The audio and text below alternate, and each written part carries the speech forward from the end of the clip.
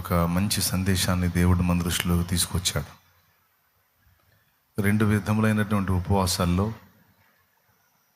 దేవుడు తాను ఉపవాసంగా ఏర్పరచుకున్నది ఏమిటి, దాన్ని మనం నెరవేరిస్తే దేవుని యొద్ద నుండి మనకు లభించేది ఏమిటి అనేటువంటి విషయాన్ని మనం తెలుసుకున్నాం. తర్వాత మీరు ఆ అధ్యాయాన్ని అంతా చదివి మళ్ళా ధ్యానించి ఉంటారని నేను అనుకుంటున్నాను. ఈరోజు మరో సందేశాన్ని మనం విందాం.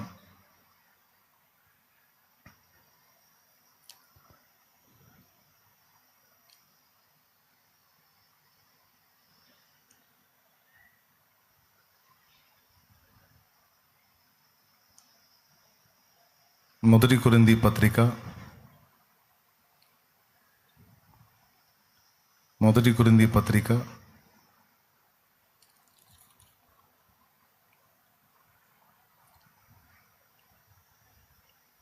6వ అధ్యాయము 9వ వచనాన్ని ఒకసారి చూద్దాం. చూడండి. మొదటి కొరింథీ పత్రిక 6వ అధ్యాయము 9వ వచనం. అన్యాయస్తులు దేవుని రాజ్యమునకు వారసులు కానేరని మీకు తెలియదా? అన్యాయస్తులు దేవుని రాజ్యమునకు వారసులు కానేరరు అని మీకు తెలియదా? మోసపోకుడి, జారులైనను విగ్రహారాధికులైనను వ్యభిచారులైనను ఆడంగితనము గలవారైనను పురుష సంయోగులైనను దొంగలైనను లోభులైనను త్రాగుబోతులైనను దూషకులైనను దోచుకుని వారైనను దేవుని రాజ్యమునకు వారసులు కానేరరు. దేవునికి స్తోత్రం కలుగును గాక. హల్లెలూయా.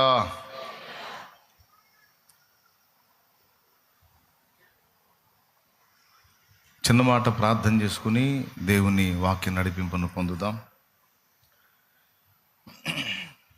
ప్రేమ కలిగిన మా మహాపరిశుద్ధ తండ్రి, ఘనుడవగు దేవా, నీకు స్తోత్రము. ఈ ఆదివారం వేళ 2వ కూటంలో మమ్మల్ని అందరినీ సమకూర్చిన విధానం కొరకు స్తోత్రమయ్యా. నీ దాసుడు బలహీనుడు ప్రభు, నీ బలహీన దాసుని మరుగు చేసి నీవే నీ బిడ్డలతో మాట్లాడు.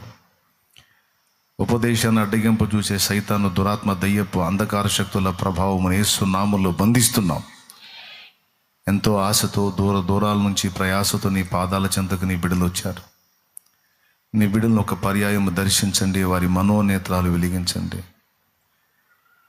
దయచేసి నా ప్రభువా వారికి సహాయము చేయండి, నాకు సహాయము చేయండి. మా అందరితో మాట్లాడి కృప చూపమని మీ దయగల చేతికి మమ్మల్ని మేము అప్పగించుకుంటూ యేసుక్రీస్తు నామంలో ప్రార్థించి విశ్వాసమును బట్టి స్వతంత్రించుకుంటున్నాం తండ్రి. ఆమేన్. ఆమేన్. ప్రభునందు ప్రియులారా, ఇప్పుడు మనం చదువుకున్న ఈ వాక్య భాగంలో అన్యాయస్తులు దేవుని రాజ్యానికి వారసులు కానేరరు అని అపోస్తలుడైన పౌలే ఈ మాట సెలవిచ్చాడు పరిశుద్ధాత్మ ప్రేరణలో. మోసపోకుడి అని మొదలుపెట్టి రకరకాల పాపాలలో జీవిస్తున్న వాళ్ళని గురించి మాట్లాడాడు. అందులో వ్యభిచారులు ఉన్నారు, ఆడంగితనం గలవారు ఉన్నారు, త్రాగుబోతులు ఉన్నారు, పురుష సంయోగులు ఉన్నారు, జారులు ఉన్నారు, నిజదేవుని గుర్తెరగక అబద్ధమైన వాటిని సేవించే వాళ్ళు ఉన్నారు, దోచుకునే వాళ్ళు ఉన్నారు, దోషకులు ఉన్నారు, దొంగలు ఉన్నారు, లోబులు ఉన్నారు. వీళ్ళందరితో ఈక్వల్గా అన్యాయస్తుల్ని కూడా కట్టేశాడు దేవుడు. మనం చేసేటువంటి అన్యాయం ఈ కోవకు వస్తుంది. ఆ మిగిలినటువంటి విషయాలకి ఎలాంటి పనిష్మెంట్ ఉంటుందో ఈ అన్యాయానికి కూడా అంతే పనిష్మెంట్ ఉంటుంది అని మొత్తాన్ని ఈక్వల్ చేస్తూ వాటన్నిటినీ ప్రస్తావించాడు. అందులో త్రాగుబోతనం కూడా ఒకటి. ఒకప్పుడు మీరు అలాంటి వాళ్ళై ఉన్నారు, ఇప్పుడైతే మీరు క్రీస్తు రక్తం చేత విమోచింపబడి పరిశుద్ధపరచబడ్డారు అని కొరింథీ సంఘానికి పౌలు రాస్తున్న ఆ లేఖలో ప్రస్తావించాడు. అన్నిటిని గురించి నేను చెప్పాలనుకోవట్లేదు. ఒక విషయాన్ని మీ దృష్టిలోకి తీసుకొని రావాలని నేను ఆశపడుతున్నాను. స్టార్టింగ్ మొదటి మాటే, అన్యాయస్తులు దేవుని రాజ్యానికి వారసులు కారు అని పలికిన పౌలే మరో చోట నేను అన్యాయం చేశాను అన్నాడు. అన్యాయస్తులు దేవుని రాజ్యానికి వారసులు కారు అన్న పౌలు నేను అన్యాయం చేశాను అని మాట్లాడాడు. 2 కొరింథీ పత్రిక 12వ అధ్యాయము 13వ వచనం ఒకసారి చూడండి. నేను మీకు భారముగా ఉండకపోతినను విషయములో తప్ప మరి ఏ విషయములో మీరు ఇతరుల సంఘముల కంటే తక్కువ వారైతిరి, నేను చేసిన ఈ అన్యాయమును క్షమించుడి అన్నాడు. అన్యాయస్తులు దేవుని రాజ్యానికి వారసులు కారు అని చెప్పిన పౌలే నేను మీకు ఒక అన్యాయాన్ని చేశాను అనే మాట మాట్లాడాడు. ఇంతకీ పౌలు చేసిన అన్యాయం ఏమిటి? మరి ఆ అన్యాయాన్ని బట్టి పౌలు దేవుని రాజ్యానికి వారసుడు కాడా? ఒకవేళ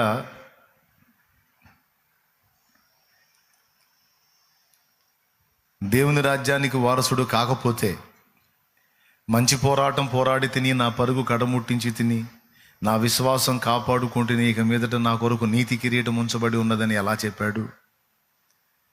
అన్యాయస్తులు దేవుని రాజ్యానికి వారసులు కారంటాడు. నేను చేసిన ఈ అన్యాయం క్షమించండి అంటాడు.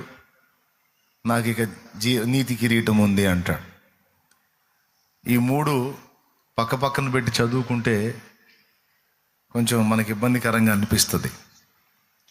అయితే 1 కొరింథీ పత్రిక 6వ అధ్యాయం 9వ వచనంలో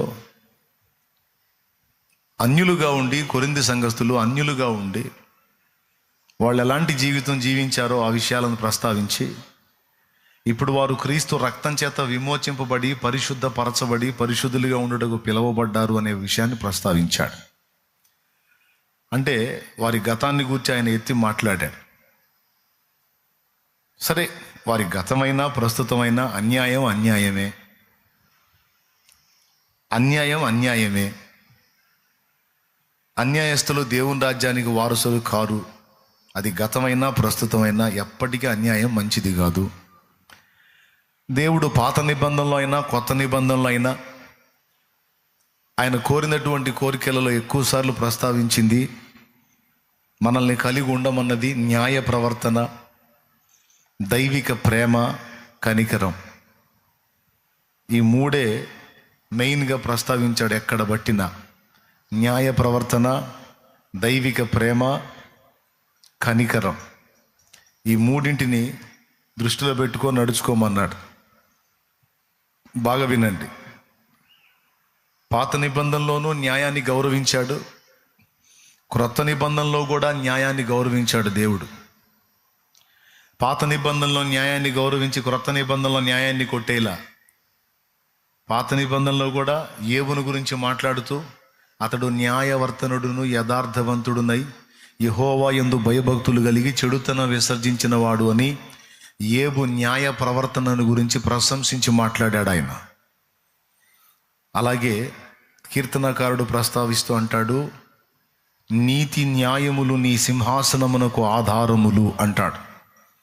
సింహాసనానికి 4 కాళ్ళు ఉంటాయి, అవే ఆధారం మనం కూర్చునేటప్పుడు. ఆ కాళ్ళలో ఏ ఒక్కటి ఇరిగిపోయినా సింహాసనం పడిద్ది.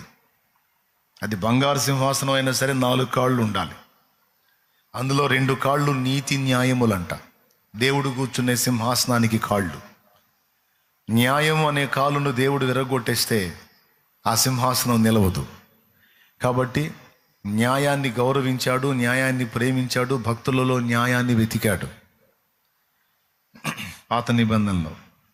క్రొత్త నిబంధనలో అయ్యో వేషధారులైన శాస్త్రులారా, పరిసయ్యులారా, మీరు పుదీనాలోను సోపులోను జీలకర్రలోను 10వ భాగం తీస్తారు, కానీ న్యాయమును కనికరమును ప్రేమను మీరు విసర్జించారు.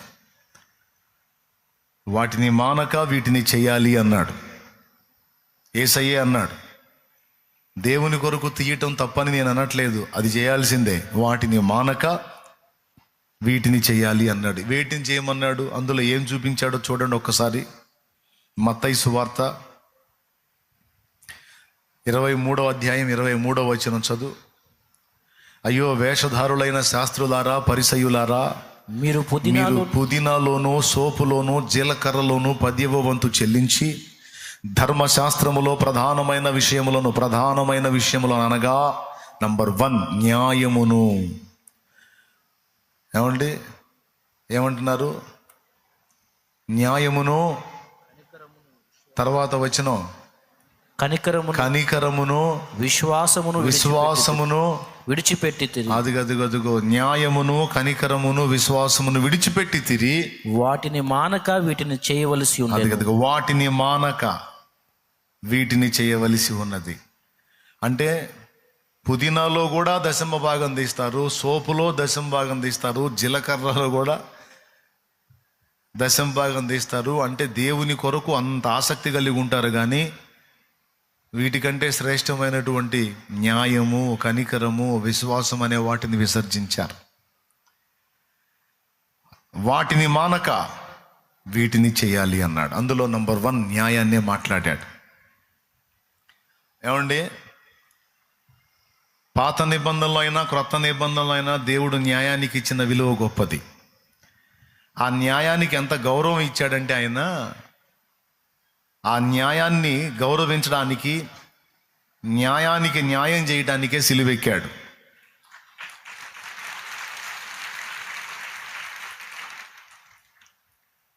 ఒకవేళ న్యాయాన్ని దేవుడు పట్టించుకోకపోతే ఆయన సిలువలో ప్రాణం పెట్టాల్సిన అవసరం లేదు.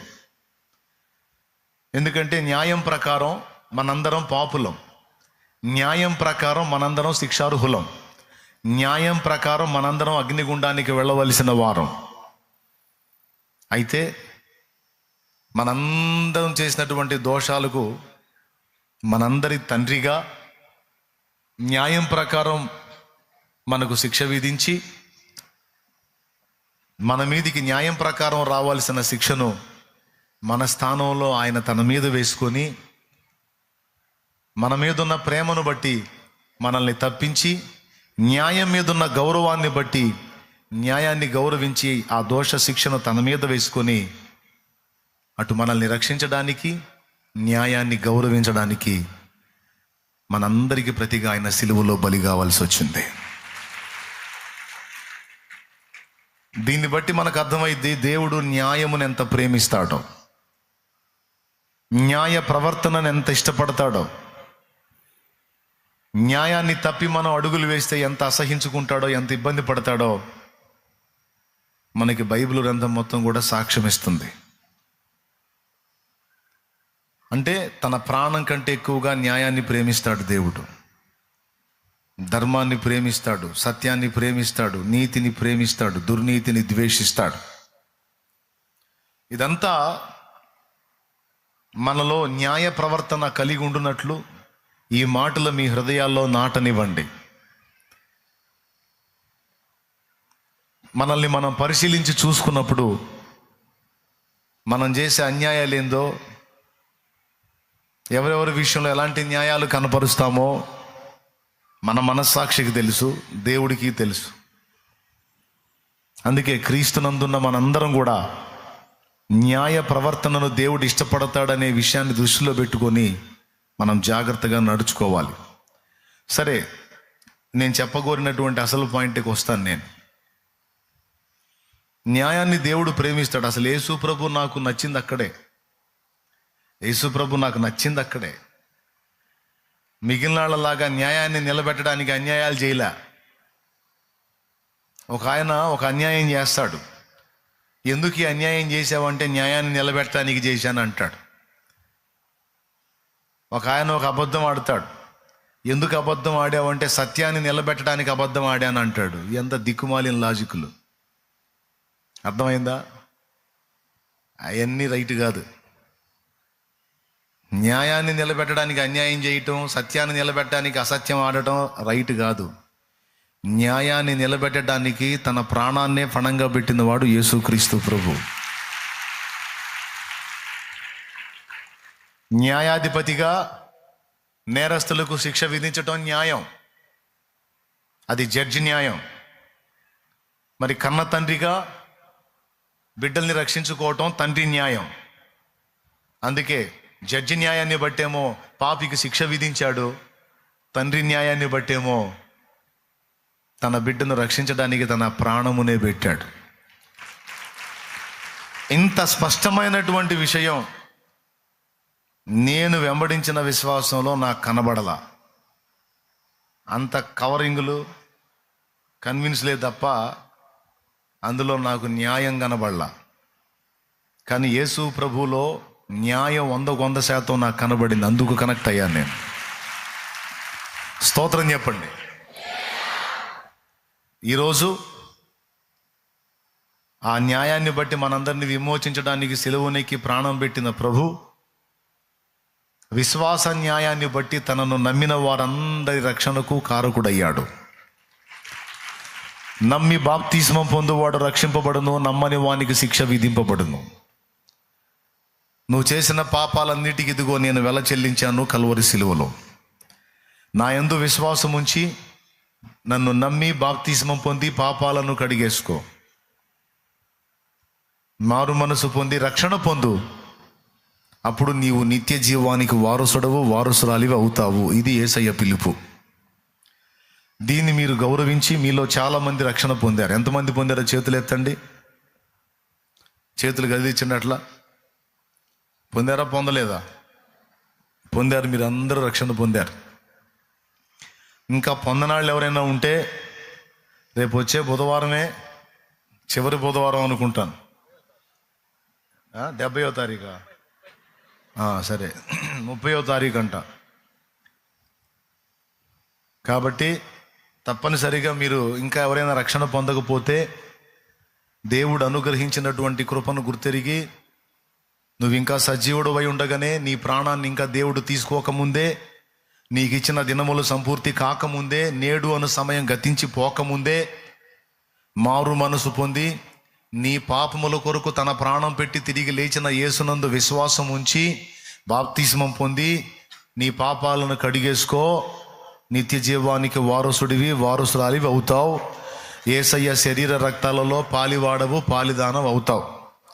ఇందాక నీ పక్కన కూర్చున్న వాళ్ళు ప్రభు బలలో చేస్తుంటే కింద కూర్చొని వాళ్ళ ముఖాలు చూస్తున్నావు. నువ్వు ఎందుకో తెలుసా? నీకివ్వంది నువ్వు ఇంకా బాప్తిస్మం పొందలా. పొందనప్పుడు నీ పాపాలు ఇంకా నీ మీదే నిలిచున్నాయి. పాపములు కడగబడిన వానికి ఆయన పరిశుద్ధ శరీర రక్తాలు ఇవ్వబడతాయి. ఆ పాపములు కడిగేసే ప్రక్రియ ఉచితం. ఫీజు లేదు, శ్రమ లేదు, రూపాయి ఖర్చు లేదు, ఒంటికి చాకిరీ లేదు. ఫ్రీ. రక్షణ ఉచితం. కేవలం యేసు ప్రభు నా పాపముల కొరకు ప్రాణం పెట్టి తిరిగి లేచాడని నమ్మి పాత జీవితాన్ని విసర్జించి, పాత ఆరాధనలను విసర్జించి, పాత ఆచారాలను విసర్జించి క్రీస్తునందు విశ్వాసం ఉంచి బాప్తిస్మం పొంది క్రొత్త జన్మ అనుభవంలోనికి రావటమే నీ బాధ్యత. ఒకవేళ నువ్వు అలాగూ చేయగలిగితే నీ పేరు జీవగ్రంథంలో రాయబడుతుంది. ఇది దేవుని ఆజ్ఞ.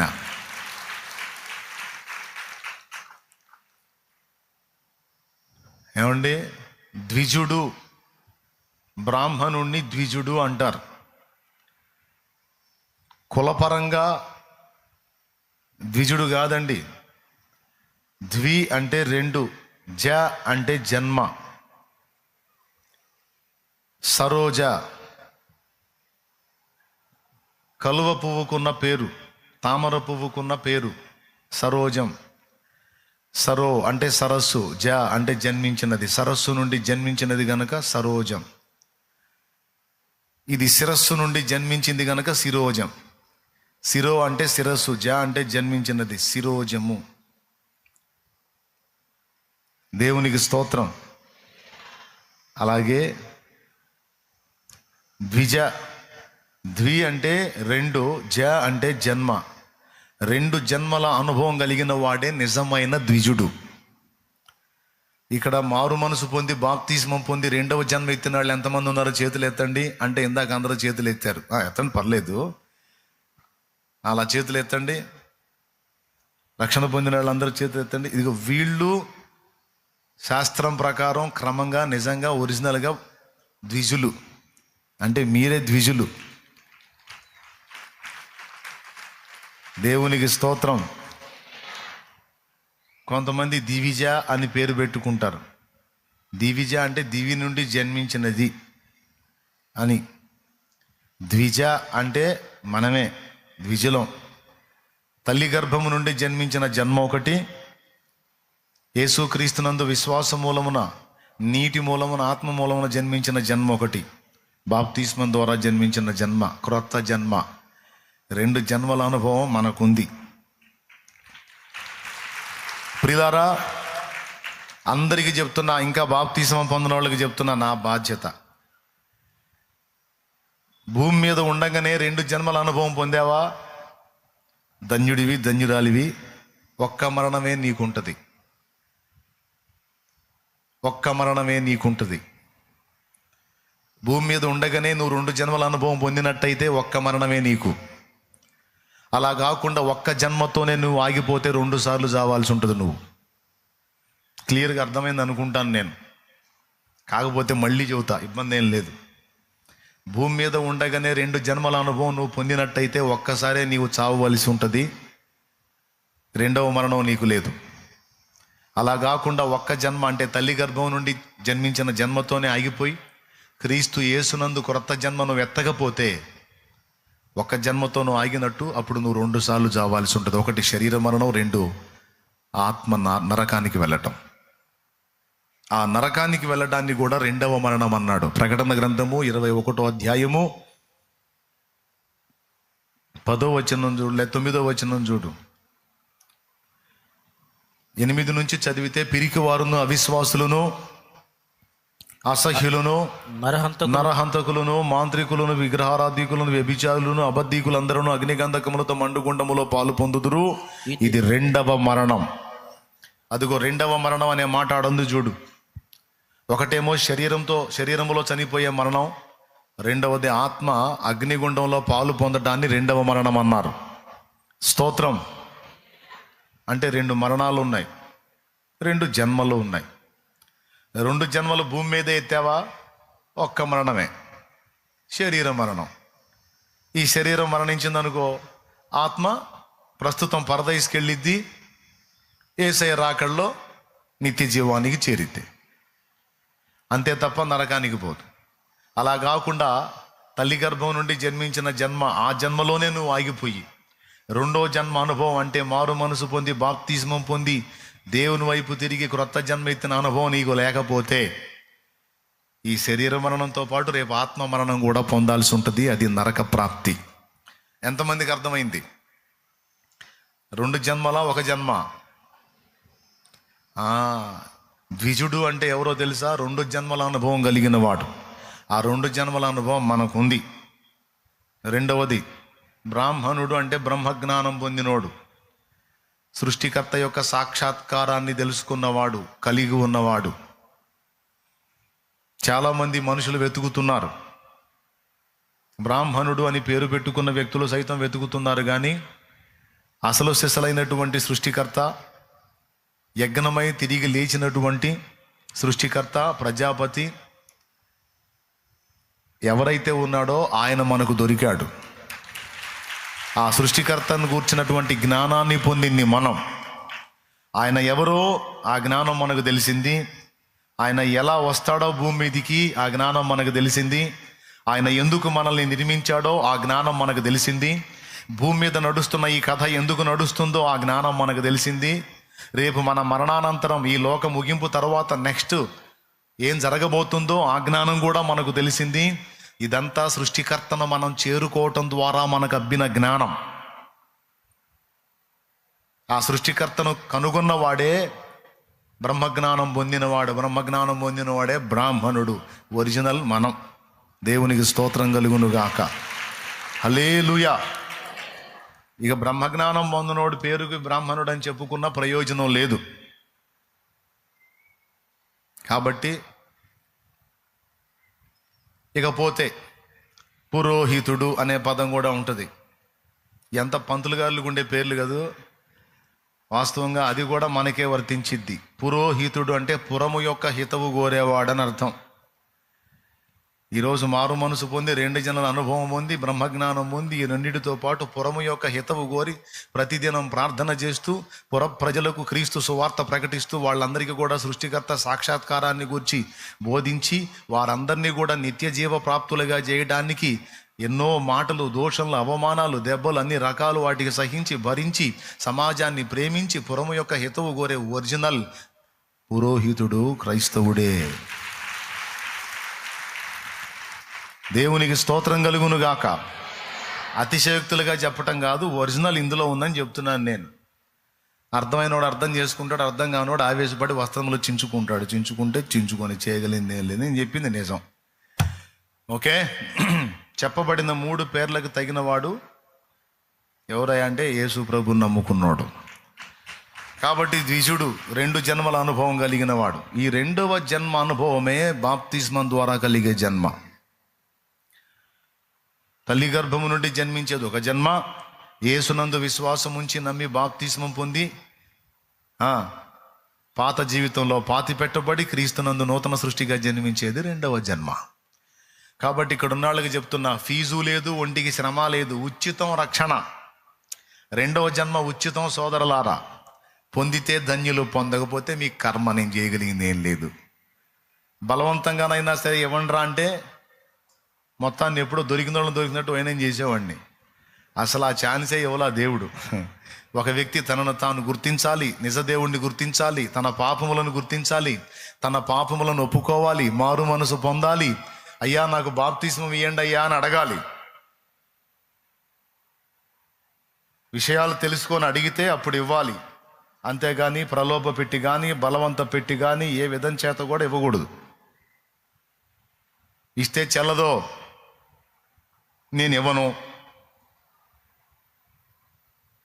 స్పష్టంగా నా దగ్గరకు వచ్చి చెప్పాలి, నేను పాపినయ్యా, నా పాపాల కోసం నా ప్రభు సిలువలో ప్రాణం పెట్టి తిరిగి లేచాడు, ఆయన యందు నేను విశ్వాసం ఉంచుతున్నాను, నేను నిత్య జీవము చేరున్నట్లు, నా పాపములన్నీ కడగబడినట్లు నాకు బాప్తిస్మం ఇయ్యండి అయ్యా అని అడిగితే అప్పుడు ఇస్తా. దేవునికి స్తోత్రం, హల్లెలూయా. యేసు ప్రభు న్యాయమును ఎంత బాగా నెరవేర్చాడో చూడండి. న్యాయాధిపతి న్యాయము, తండ్రి న్యాయం, 2 న్యాయాలు నెరవేర్చాడు. ఈ ఒక్కటే కాదండి, బైబిల్లో ఏదైనా సరే క్లియర్గా ఉంటుంది. కన్ఫ్యూజ్గా అర్థం కాకుండా గందరగోళం గజిబిజిగా ఉండదు. అదే బైబిల్ స్పెషల్. మైండ్ సరిగ్గా పనిచేసిన పిల్లోడికి కూడా అర్థమైద్ది దేవుని న్యాయం ఏంటో. అలాంటి నీతిమంతుడు న్యాయాధిపతి అయిన నా ప్రభు మీ అందరికీ ఇస్తున్నటువంటి పిలుపు ఏంటంటే, రక్షణ పొందావా? అట్లయితే స్థిరంగా ఉండు, మరణం వరకు నమ్మకంగా ఉండు. నా వెనక ఏదో రాశారు చూడండి, మరణం వరకు నమ్మకంగా ఉండుము, నేను నీకు రక్షణ పొందిన వాళ్ళకి. అది రక్షణ పొందలేదా? అట్లయితే శుభవార్త, రేపు వచ్చే బుధవారం ఉదయం 10ంటికి ఉంటే ఓ జత బట్టలు తీసుకొని రా, లేకపోతే ఆమెతోనరా. ఎందుకంటే నేను కట్టు బట్టల మీదే పోయి బాప్తీసం పొందా. కాబట్టి నేడే రక్షణ దినం, ఇదే అనుకూల సమయం. కాబట్టి 50 మంది ప్రజానీకం ఎంతమంది ఇంకా బాప్తీసం పొందలేదో, యేసు ప్రభుకి ఇంకా హృదయంలో స్థానం ఇయ్యలేదో, ఇంకా రక్షకుడిని జీవితంలోకి ఆహ్వానించలేదో, ఇంకా సృష్టికర్తకు నీ జీవితంలో అనుమతి ఇవ్వలేదో, వారందరికీ ప్రేమతో చెప్తున్నా, దప్పికవుతున్నవాడు నీళ్లు ఎన్ని సంవత్సరాలు ఇక్కడ పెట్టుకున్నా దాహం తీరదో, ఈ నీటిని గొంతులో పోసుకొని లోపలికి తీసుకోవాలి, అప్పుడు మాత్రమే దాహం తీరుతుంది. ఇది ఎలా నిజమో, యేసు ప్రభు మందిరంలోకి వచ్చి ఎన్ని సంవత్సరాలు కూర్చున్నా మారు మనసు పొంది పాప క్షమాపణ నిమిత్తం బాప్తిస్మం పొందకపోతే జీవ గ్రంథంలో పేరు రాయబడదు, నువ్వు సంఘంలో సభ్యుడివి సభ్యురాలివి కావు, దేవునివి నీకు చెందవు. అలా కాకుండా నిత్య జీవం కావాలి, జీవ గ్రంథంలో పేరు కావాలి, దేవునివి నీకు చెందాలి, సంఘంలో చేర్చబడాలి, రాకడలో ఎత్తబడాలి, నిత్య జీవ ప్రాప్తి పొందాలంటే యేసు ప్రభుని స్వీకరించు. లోపలికి అలా స్వీకరించుటయే రక్షణానుభవం. ఏమనుభవం? రక్షణానుభవం. అది నేను చెబుతున్నా. వెండి బంగారాలు నీకు లేకపోవచ్చు, ధన కనక వస్తు వాహనాలు నీకు లేకపోవచ్చు, యేసయ్య ఒక్కడుంటే చాలు. యేసయ్య లేనోడికి ఎన్నున్నా సరే ఒట్టిదే. అవేవి మరణమున అక్కరకు రావు, నిత్య జీవానికి చేర్చాలి. ఇవేవి లేకపోయినా యేసయ్య ఒకడుంటే ఇహమందును పరమందును కూడా నెమ్మది పొందగలవు. గనుక త్వరగా యేసును స్వీకరించు, యేసుకు నీ హృదయంలోకి ఆహ్వానించు, యేసుకు స్థానం ఇవ్వు. ధన్యుడివి, ధన్యురాలి అవుతావు. ఇది శుభవార్త.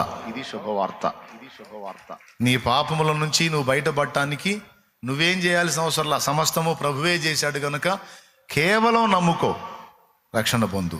ధన్యుడివి, ధన్యురాలి. ఇలాంటి ఆఫర్ ఎవరిచ్చారు? దేవుడు ప్రేమ స్వరూపి గనుక ఇచ్చాడు. ఒకవేళ నువ్వు విశ్వసించినట్లయితే విశ్వాస న్యాయమును బట్టి, నువ్వు ఆయన యందు ఉంచిన విశ్వాసమును బట్టి నిన్ను రక్షించుటకు ప్రభు సమర్థుడు. అది నువ్వు చేయకపోతే ఆయనకు సంబంధం లేదు. ఓకేనా? సృష్టికర్తగా ఉనికిలో లేని మనల్ని ఉనికిలోకి తెచ్చింది ఆయన. ఉనికిలోకి వచ్చిన మనం తేడా పడితే మనల్ని ఆ తేడా నుంచి తప్పించుకోవటానికి దారి వేసింది ఆయన, రెండు చేసింది ఆయన. ఇక నడుచుకోవటం మన పని. దారి చూపించినా కూడా నడవకుండా మిడిమేళం నడమంత్రం ప్రదర్శిస్తే నాశనం అయ్యేది కూడా ఆయనకి సంబంధం లేదు. ఎంతమందికి అర్థమైంది? అది క్లియర్గా అర్థమైంది కదా? ఇక నేను నా అంశంలోకి వెళ్ళొచ్చుగా. రైట్. ఎప్పుడు బాప్తిస్మాలు?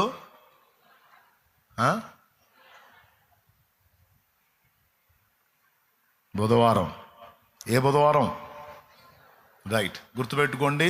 ఎవరైనా మిస్ అయినా వాళ్ళకి చెప్పండి. ఇక పాయింట్కి వస్తాను, అసలు పాయింట్కి. ఇక 2 ముక్కలు చెప్పి ముగిస్తాను. ఆ 2 ముక్కలు ఎంత పొడుగుంటే నాకు తెలీదు, కాకపోతే చెప్తాను. దేవుడి చిత్తం. దేవుని స్తోత్రం. అన్యాయస్తులు దేవుని రాజ్యమునకు వారసులు కానేరని పౌలు చెప్పాడు. పౌలు అన్నాడు, నేను చేసిన ఈ అన్యాయము క్షమించండి అన్నాడు. సంఘమును క్షమాపణ కోరాడు.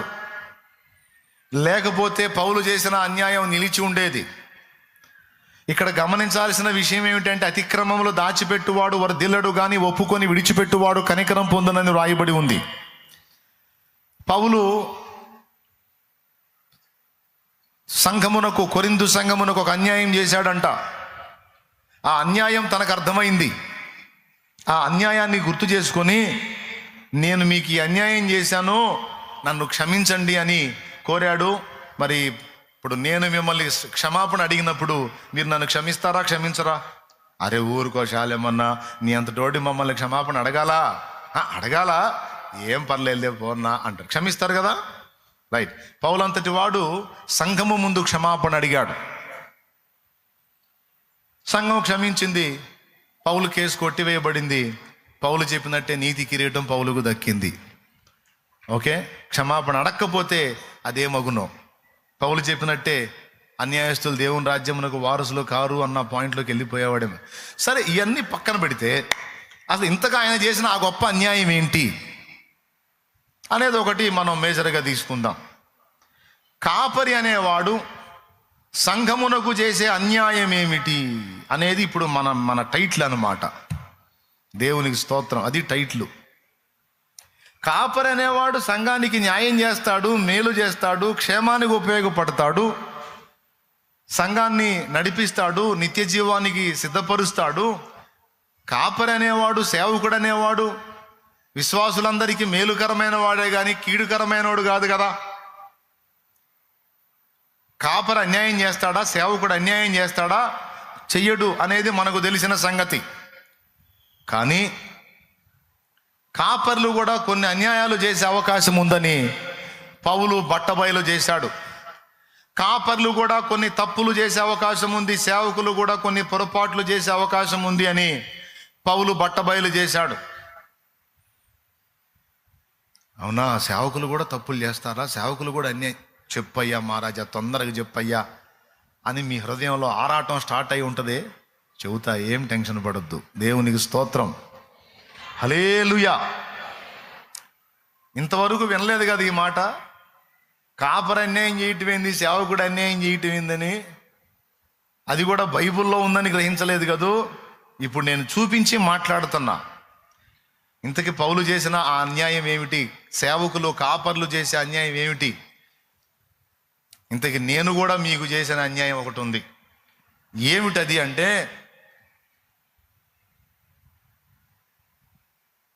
దేవుని కొరకు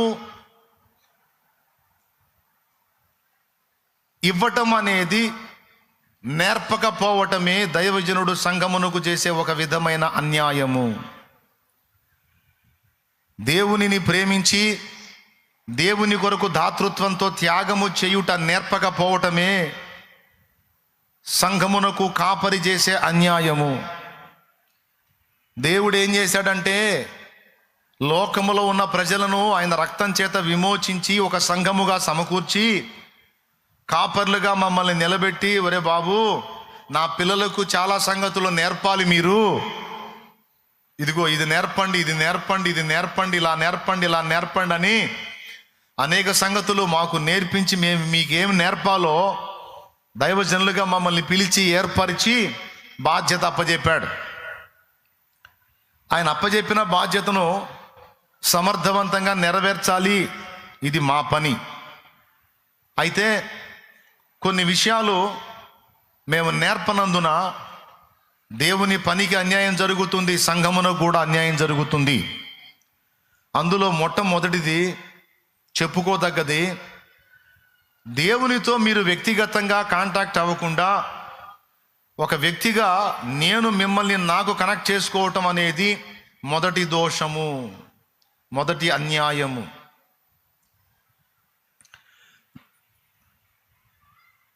మళ్ళీ ఒకసారి చెప్తా, దేవుడు విమోచించినటువంటి తన బిడ్డల్ని నా చేతికి అప్పగించాడు. ఎందుకు అప్పచెప్పాడు? నాకే కాదు, ప్రతి కాపరికి ఎందుకు అప్పచెప్తున్నాడు దేవుడు అంటే, ఆత్మలను ఆయనకు కనెక్ట్ చేయమని, ఆత్మలను ఆయనకు కనెక్ట్ చేయమని. కానీ అలా కాకుండా ఆత్మల్ని ఒక కాపరి తనకు కనెక్ట్ చేసుకున్నాడు అనుకో, నేను నాకు కనెక్ట్ చేసుకున్నాను అనుకో, మిమ్మల్ని, మీకు నేను అన్యాయము చేసినట్టే. ఎంతమందికి అర్థమైంది? ఏం చేసినట్టే? స్తోత్రం చెప్పండి పెద్దగా. నేనే కాదు, ఈ పని ఏ పాస్టర్ చేసినా అతను అన్యాయం చేసినట్టే. దైవజనుడా, దైవజనురాలా, నువ్వు ఏ ఊర్లో ఉన్నా, ఏ వాడలో ఉన్నా, ఏ రాష్ట్రంలో ఉన్నా, ఏ దేశంలో ఉన్నా, ఏ జిల్లాలో ఉన్నా, ఏ పట్టణంలో ఉన్నా, ఏ కోటలో ఉన్నా, ఏ పేటలో ఉన్నా, దేవుడు తన బిడ్డల్ని రక్తం చేత విమోచించి నీకు అప్పగించింది అందరినీ, ఆత్మలని తనకు కనెక్ట్ చేయమని. అంతేగాని మనుషుల్ని నీకు కనెక్ట్ చేసుకొని నువ్వు అవతార మూర్తిలాగా అవతారం ఎత్తి అందరికీ ఒక దేవుళ్ళలాగా బిల్డప్ ఇచ్చి ఓవర్ యాక్షన్ చేయమని కాదు. ఇది నాకు సకల సేవకులకు పాఠం. స్తోత్రం. గట్టిగా చెప్పండి, ఇంకోసారి చెప్పండి, ఏం పర్లా. ఎందుకో చెప్తా. దేవుని మనసు ఎలాంటిదంటే, మనలో ఎవరికి వాళ్ళని సపరేట్గా నిర్మించుకున్నాడు దేవుడు. అందరికీ అయ్యే ముక్కులు, అయ్యే కళ్ళు, అయ్యే చెవులు, అదే పుర్రె, అయ్యే ఎముకలు, అంత లోపల నిర్మాణం అంతా అదే. అయినా సరే చూడండి, ఏ రెండు ఫేస్లు ఒకే రకంగా ఉండవు, ఏ రెండు ఫేస్లు ఒకే రకంగా ఉండవు. వేరియేషన్ ఉంటుంది, మార్పులు ఉంటాయి. ఎందుకు? ఎవరికి వాళ్ళని సపరేట్గా నిర్మించుకున్నాడు. అంటే ప్రతి వ్యక్తి విషయంలో ప్రతి ఒక్క వ్యక్తిని దేవుడు వ్యక్తిగతంగా ఎరుగును. అంటే మనందరినీ ఎవరికి వాళ్ళని పర్సనల్గా దేవుడు ఎరుగున్నాడు. నువ్వు అనుకోవచ్చు, ఇంతమంది గుంపులో అసలు నన్ను దేవుడు గుర్తిస్తాడా అని. వెర్రి ముఖమా, నిన్ను గుర్తించకపోవటం ఏంది? మీ తాత తెలుసు, మీ ముత్తాత తెలుసు, మీ అయ్య తెలుసు, నువ్వు కూడా తెలుసు, నేను కూడా తెలుసు, అందరం తెలుసు. అది కూడా ఎలా? గుంపులో కాదు, వ్యక్తిగతంగా తెలుసు. మా అయ్య కూడా తెలుసు, మా తాత కూడా తెలుసు, మీ అయ్య తెలుసు, మా అయ్య తెలుసు. అది కూడా ఎలా తెలుసు? పర్సనల్గా తెలుసు. ఎంతమంది మనం నిర్మించబడ్డ మనందరం ఆయన చేతితో నిర్మించబడ్డ మనందరినీ కూడా దేవుడు వ్యక్తిగతంగా ఎరుగును. అది కూడా ఏ దశలో ఎరుగునో తెలుసా? తల్లి గర్భమందు నీవు నేను మనం పిండములుగా రూపింపబడక మునిపే ఆయన మనల్ని ఎరిగి ఉన్నాడు. కోట్ల మంది పురుషులున్నా, తృప్తి చెందలా, నువ్వు కూడా కావాలనుకున్నాడు, నువ్వు నిర్మించబడ్డాక తృప్తి చెందాడు. కోట్ల మంది స్త్రీలు ఉన్నా తృప్తి చెందలా, నువ్వు కూడా కావాలనుకున్నాడు, నువ్వు నిర్మించబడ్డాక తృప్తి చెందాడు. ఇప్పుడు చెప్పండి అందరూ ఒక మాట, మనందరినీ దేవుడు గుంపులో ఎరుగున్నాడా, వ్యక్తిగతంగా ఎరుగున్నాడా? పెద్దగా చెప్పాలి. వ్యక్తిగతంగా అంటే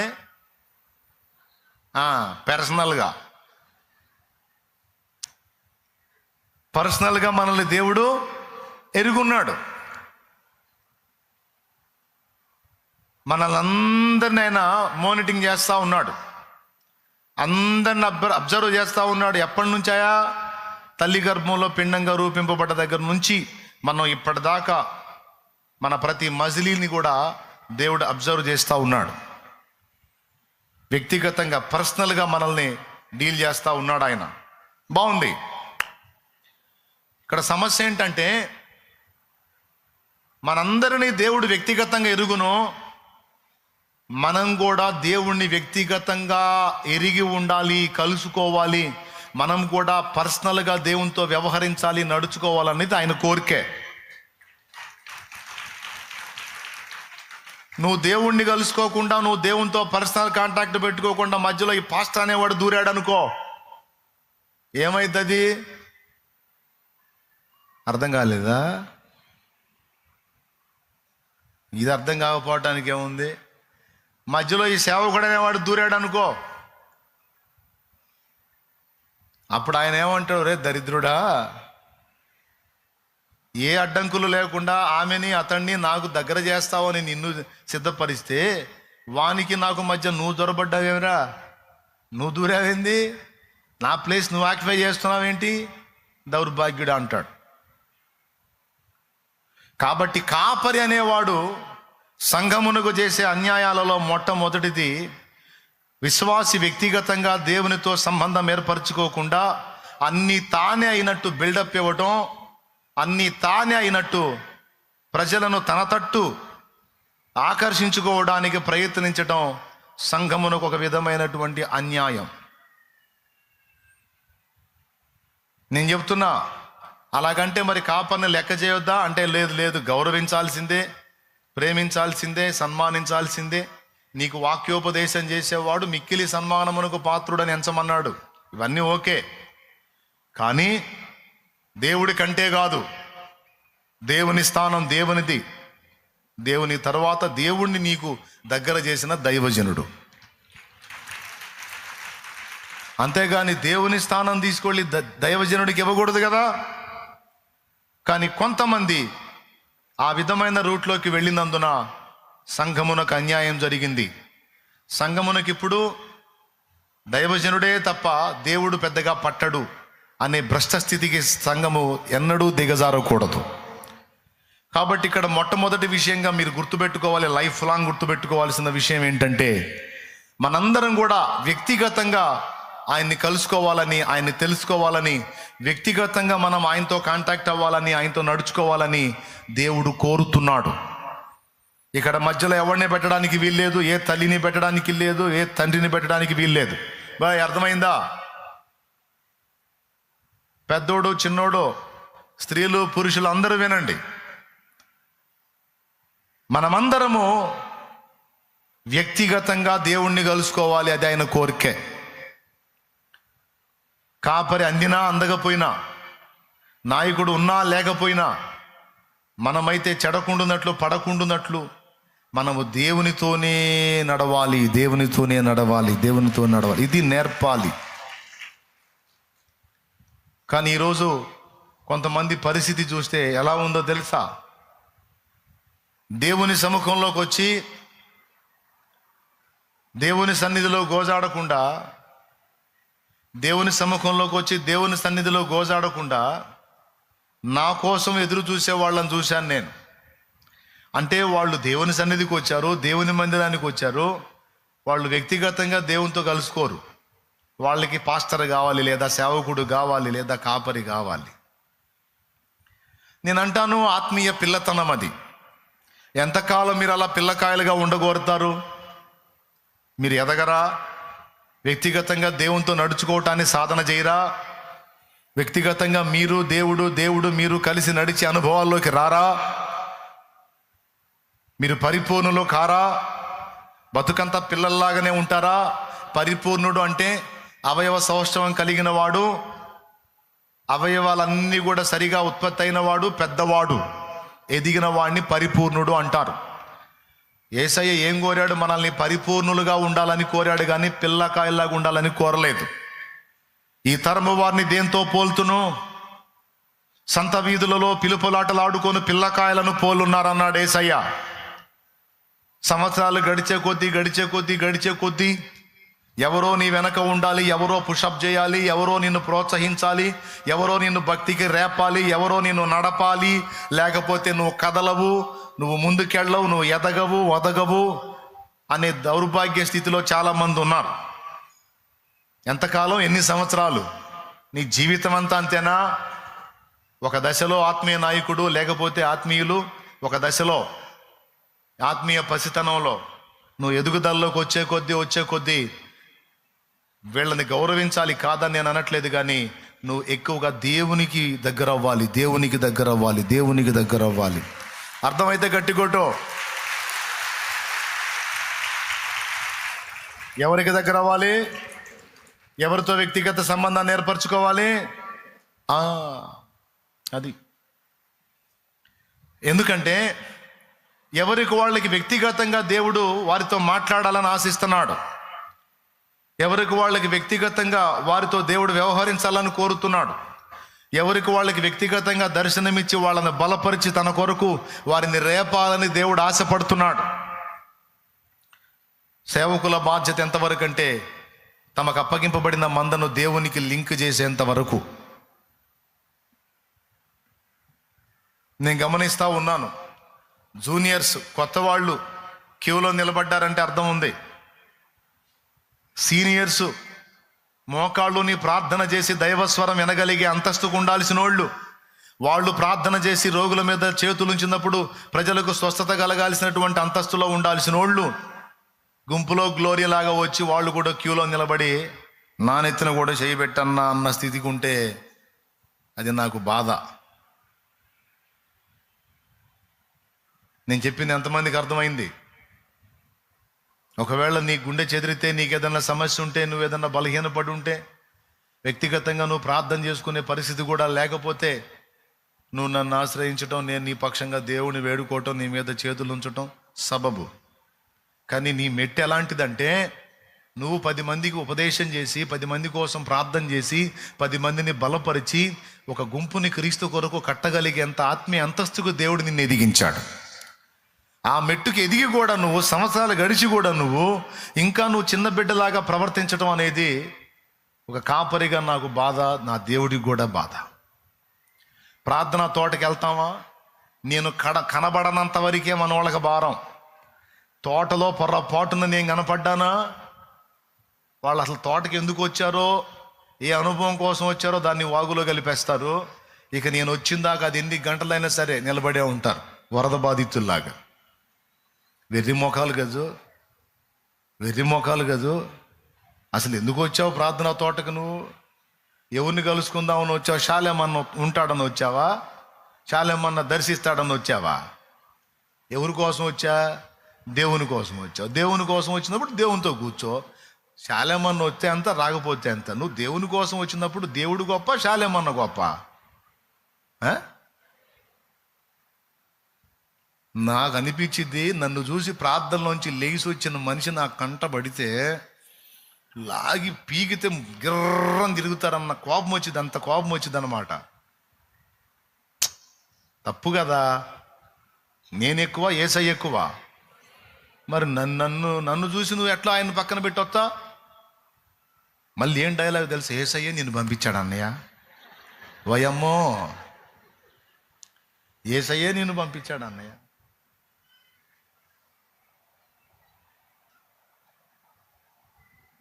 యేసయ్య నన్ను పంపించి నిన్ను ప్రార్థన నుంచి లే లే లే అని పంపించాడా? ఒకవేళ ఇదే అలవాటు కొనసాగితే నేను మీకు అన్యాయం చేసినోడిని అవుతా.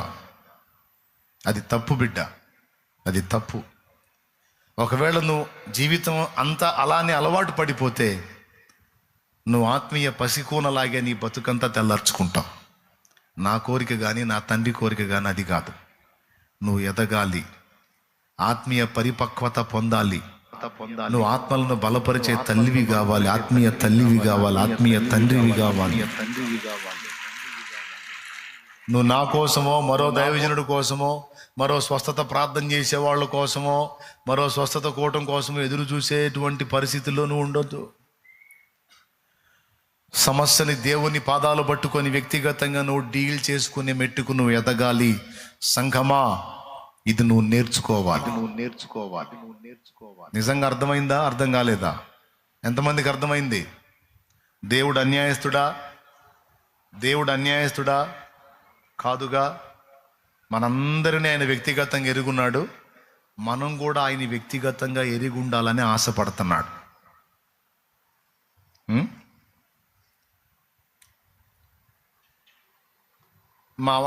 మా పిల్లల కోసం ప్రార్థన చేశా, ఇప్పుడు కూడా చేస్తున్నా. తండ్రి, నా బిడ్డలు నన్ను బట్టి నిన్ను తెలుసుకోవటం వేరు, వాళ్ళు వ్యక్తిగతంగా నీ కార్యాలు చూసి నిన్ను కలుసుకోవటం వేరు, నీకు కనెక్ట్ అవటం వేరు. నన్ను బట్టి ఒకవేళ నీకు దగ్గర అయితే, నేనున్నంత వరకు వాళ్ళ విశ్వాసయాత్ర నడిచిద్ది. ఒకవేళ నేను లేకపోతే వాళ్ళు బలహీనపడే అవకాశం ఉంటుంది. అలా కాదు. నా పిల్లలు వ్యక్తిగతంగా నిన్ను కలుసుకోవాలి, నా పిల్లలు వ్యక్తిగతంగా నీతో కాంటాక్ట్ అవ్వాలి. నా బిడ్డల్ని నువ్వు కలుసుకో తండ్రి, నా బిడ్డల్ని నువ్వు ఆకర్షించుకో అని నా కడుపున పుట్టిన బిడ్డల కోసం ప్రార్థన చేస్తా. ఆత్మీయంగా మీకోసం కూడా అదే ప్రార్థన చేస్తా. ఏమన్నా అర్థమైందా నేను చెప్పింది? వాళ్ళని నువ్వు కలుసుకోయ్యా, నిన్ను వాళ్ళు వ్యక్తిగతంగా ఎరుగుండేటట్టు సహాయం చేయి. ఇప్పుడు మీలో ప్రతి ఒక్కరూ చెప్పగలగాలి, దేవుడు నా స్నేహితుడు. మీలో ఎంతమంది చెప్తారు, దేవుడు నా స్నేహితుడు, నేను రోజు ఆయనతో స్నేహం చేస్తాను అన్నోళ్ళు చేతులు ఎత్తండి. ఇన్ని మాటలు చెప్పినా ఇంకా చేతులు ఎందుకు ఎత్తరు? స్నేహం చేయకపోయినా సరే ఎత్తుతారు, లేకపోతే ఇడు తిట్టిసేస్తాడు ఎందుకు వచ్చిన గొడవ అని. దేవునికి స్తోత్రం. నిజంగానే స్నేహితుడా?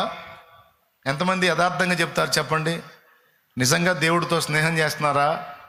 శాలేమన్నా మీకు అందినా అందకపోయినా, కలుసుకోకపోయినా మీరు దేవునితో వ్యక్తిగత సహవాసంలో వర్ధిల్లుతున్నారా? ప్రతిరోజు దేవునితో మాట్లాడుకునే అనుభవం నీకుందా? ప్రతిరోజు దేవునితో నడిచే అనుభవం నీకుందా? నువ్వు పని చేసే స్థలంలో ఉన్నా, వ్యాపారం చేసే స్థలంలో ఉన్నా, ఇంట్లో పనిలో ఉన్నా, నువ్వు ఉద్యోగం చేసే స్థలంలో ఎక్కడున్నా దేవుడు నీతో మాట్లాడుతున్నాడా? దేవునికి నీకు సత్సంబంధాలు ఉన్నాయా? లైన్ కట్ అయిపోయిందా? ఎంతమందికి నిజంగా అనుభవం ఉంది? ఒకవేళ లేకపోతే తమ్ముడు, ఇక నుంచి అలవాటు చేసుకో. అది ఉత్తమం.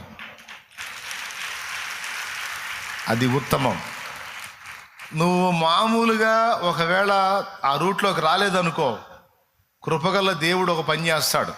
ఏం చేస్తాడు తెలుసా? నిన్ను ఏకాకిని చేస్తాడు. ఆ గతి నీకు అవసరమా? నువ్వు మామూలుగా అందుబాటులోకి రావటం లేదనుకో, తడవకి ఎవరినో ఒకళ్ళని అడ్డం పెడుతున్నావు అనుకో, ఇక అడ్డం పెట్టడానికి ఎవడు లేకుండా ఏకాకిని చేస్తాడు. ఎందుకంటే నన్ను అట్ట చేశాడు. దేవునికి స్తోత్రం. శుభ్రంగా అసలు ఎవరు అందుబాటులో లేకుండా ఏకాకిలాగా తీసుకొచ్చి ఒంటరిగా నిలబెట్టి భక్తి సాధన చేయించి ఈ రోజు వరకు ఆయన కృపతో నిలబెట్టాడు ఆయన. నువ్వు ఏ బ్రిడ్జిని ఆధారం చేసుకున్నావు, ఆ బ్రిడ్జిలన్నీ కూల్చేస్తాడు ఆయన. ఇక చివరికి ఎవ్వరు నీకు ఆధారం కాదు.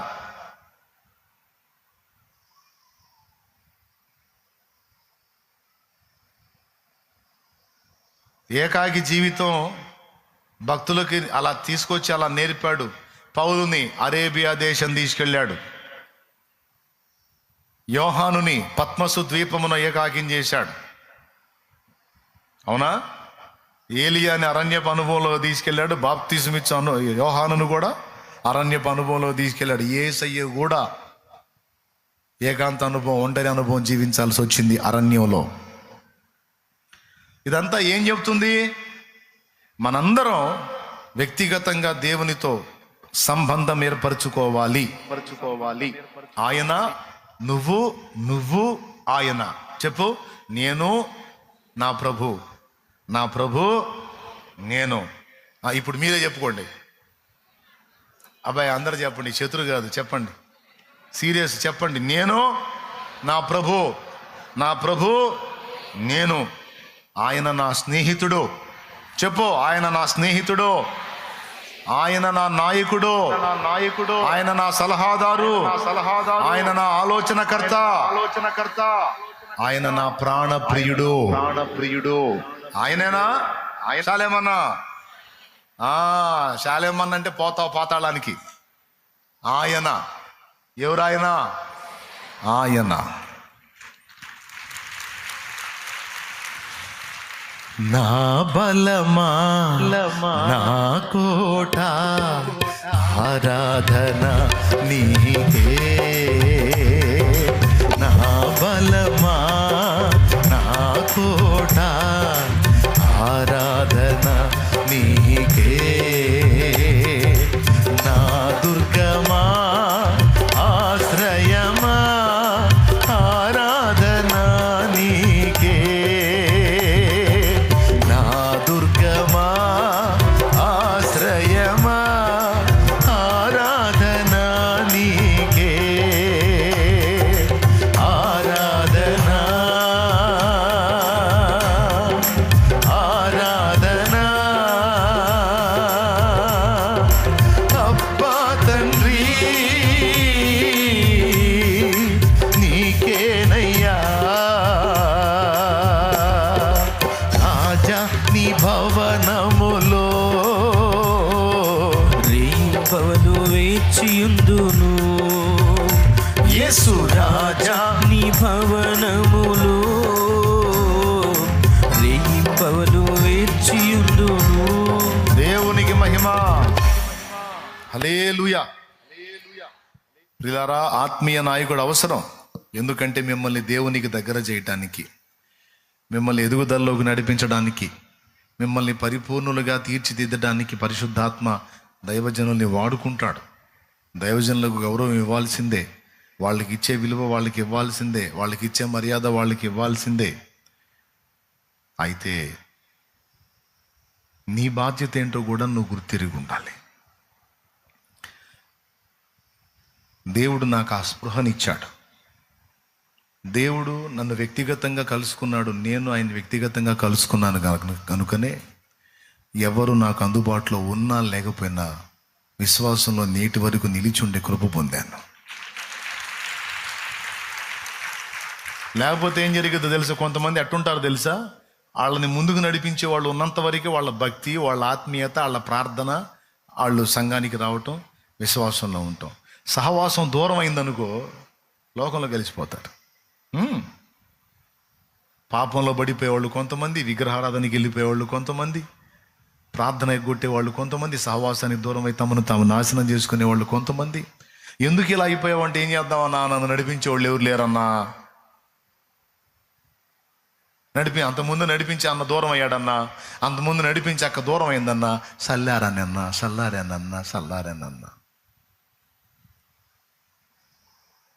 నేను అంటున్నా, ఒకవేళ ఆత్మీయ పసితనంలో నువ్వు ఉంటే నీకు ఆ నడిపింపు అవసరమే. కానీ ఒక మెట్టుకు నువ్వు ఎక్కిన తర్వాత ఇక నువ్వే ప్రాకులాడాలి. దేవభక్తి విషయంలో నీకు నీవే సాధకం చేసుకోవాలి. తిమోతికి రాసిన మొదటి పత్రిక 4:7 గుర్తు రాసుకో. ఆల్రెడీ నీ గుర్తుంటే వదిలేయి. అపవిత్రములైన ముసలమ్మ ముచ్చట్లను విసర్జించి ఓ తిమోతి, దేవభక్తి విషయములో నీకు నీవే సాధకము చేసుకో. శరీర సంబంధమైన సాధకము కొంచెము మట్టుకే ప్రయోజనకరమవును గాని దైవభక్తి ఇప్పటి జీవం విషయంలోనూ రాబోవు జీవం విషయంలోనూ వాగ్దానముతో కూడినదైనందున అది అన్ని విషయములలో ప్రయోజనకరమవును. ఏమంటున్నాడు తెలుసా? దేవభక్తి సాధన ఎవరో ఉండి నిన్ను చేయించేది కాదు నాయనా, నీకు నువ్వే సాధన చెయ్యాలి. అబ్బాయి ఉపవాస ప్రార్థనకు వస్తావా? నా లోలు ఉపవాసం ఉందాం అనుకుంటున్నావు, నువ్వు కూడా వస్తావా అని ఒకటి నేను పిలవటం కాదు. నీ ఆత్మీయ స్థితిగతులు ఎరిగి అవసరమైతే నీకు నువ్వే ఉపవాసాన్ని ప్రతిష్ఠించుకునేంత మెచ్యూరిటీ నీకు రావాలి. ఆ పరిపక్వత నీలోకి రావాలి. అవసరమైతే నీకు నువ్వే జాగారాలు ప్రతిష్ఠించుకొని 3 రాత్రింబగళ్లను లేకపోతే కొన్ని రాత్రింబగళ్ళు నేను దేవుని సన్నిధిలో ధ్యానించాలి అని నీకు నువ్వే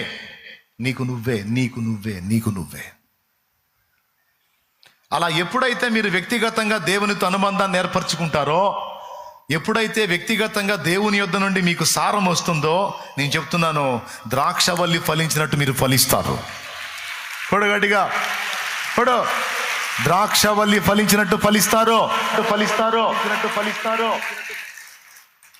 అలా దేవునితో వ్యక్తిగత అనుబంధం నువ్వు ఏర్పరచుకోకపోతే, దేవునితో వ్యక్తిగత సహవాసాన్ని నువ్వు ఏర్పరచుకోకపోతే ఫలింపు నీకు ఉండదు బిడ్డ.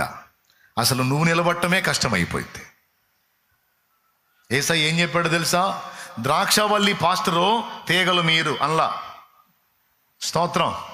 అందరు చెప్పండి గట్టిగా. ద్రాక్షవల్లి అయ్యగారు, తీగలు మీరు అల్లా.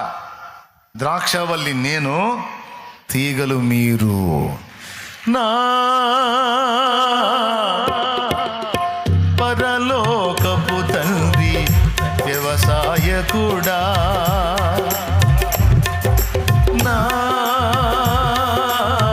పరలోకపు తండ్రి వ్యవసాయకుడా, నీ తోటలోని ద్రాక్షవల్లితో నన్ను అంటు కట్టి స్థిరపరచావా. నీ తోటలోని ద్రాక్షవల్లితో నన్ను అంటు కట్టి స్థిరపరచావా. జ్యోతిర్మయుడా, నా ప్రాణ ప్రియుడా, స్తుతి మహిమలు నీకే. ఎవరండి తీగలెవరు?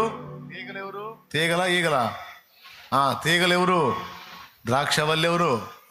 ఎవరెవరితో లింక్ అవ్వాలి? ఎవరెవరితో అంటుకట్టబడాలి? ఈ పని జరిగించే పని సేవకుడిది. మిమ్మల్ని తీసుకెళ్ళి ఆయనతో అంటుకట్టే పని పరిశుద్ధాత్మ దైవజనులో ఉండి జరిగిస్తాడు. కొంతమంది నా దగ్గరకు వచ్చి, శాలేమన్నా నీ వాక్యం వల్ల నేను బ్రతికానన్నా అంటారు. సంతోషం, చాలా ఆనందం, నాకు కూడా మంచి ప్రోత్సాహం. కానీ నీకు ఒక రహస్యం చెప్పనా? అసలు నువ్వు ఎవరో కూడా నాకు తెలియదు. అసలు నువ్వు ఏ ఊర్లో ఉన్నావో, ఏ వాడలో ఉన్నావో, ఏ ప్రదేశంలో ఉన్నావో, ఎలాంటి సన్నివేశంలో ఉన్నావో నాకు తెలియదు. కానీ నీ తల్లి నిన్ను మరచినా, నీ తండ్రి నిన్ను మరచినా, నాన్న నీ వారందరూ నిన్ను మరచినా, నీకు జీవితం మీద విరక్తి కలిగిన ఆ వేళ నిన్ను నిరంతరం దర్శించేటువంటి ఆ ప్రేమమయుడు ఎవరైతే ఉన్నాడో, ఆయన నా చేత నీకు కావాల్సిన మాటలు పలికించింది ఆయనే, ఆ మాటలు నీ దాకా చేరవేసింది ఆయనే. ఇక్కడ కష్టమంతా అయింది, ప్రయాసంతా అయింది, దక్కుతున్న మర్యాదేమో నాకు. ఈ మధ్యలో ఈ మ్యాటర్, ఈ పలికిచ్చినోడు, నీకు అందించినోడు పోయాడు. నో, ఆయన ముందు నువ్వు అనాలి, యేసయ్య నిన్ను వాడుకున్నాడన్నా నా విషయంలో, నా నెత్తి మీద పెట్టి యేసయ్యని నేను బతికిపోతావు, నువ్వు బతికిపోతావు అన్నా. అంతా నువ్వేనన్నా అన్నావా? నువ్వు పోతావు, నేను పోతా, ఇద్దరం పోతాం. స్తోత్రం.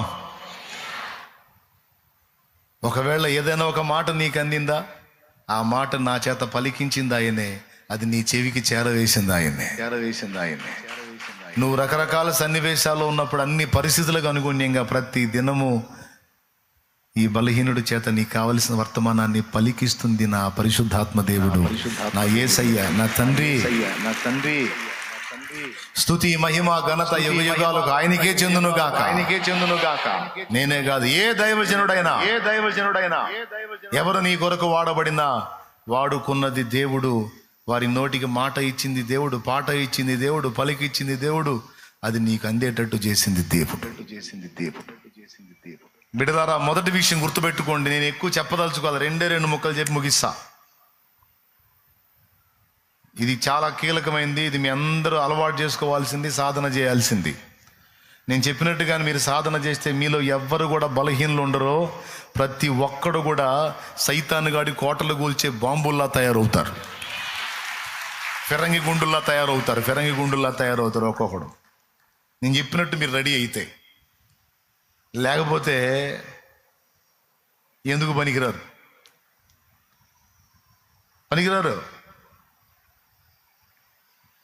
దేవుడు కోరుతున్నాడు, నువ్వు నాకు వ్యక్తిగతంగా అందుబాటులోకి రావాలి బిడ్డ. అన్నున్నాళ్లే అన్న చూసుకుంటాళ్లే, అన్న చూసుకుంటా, అక్క ఉంది అక్క చూసుకుంటుంది కాదు. నువ్వుగా ఆయనకు అందుబాటులోకి వెళ్ళాలి, ఆయనతో సహవాసం చేయాలి. ఎంతమందికి అర్థమైంది? ఇది మొదటి సంగతి. ద్రాక్షవల్లి నేను అని యేసయ్య అన్నాడు, నేను కాదు. చెప్పండి, మళ్ళీ చెప్పండి. ద్రాక్షవల్లి యేసు, తీగలు మేము అని చెప్పుకో.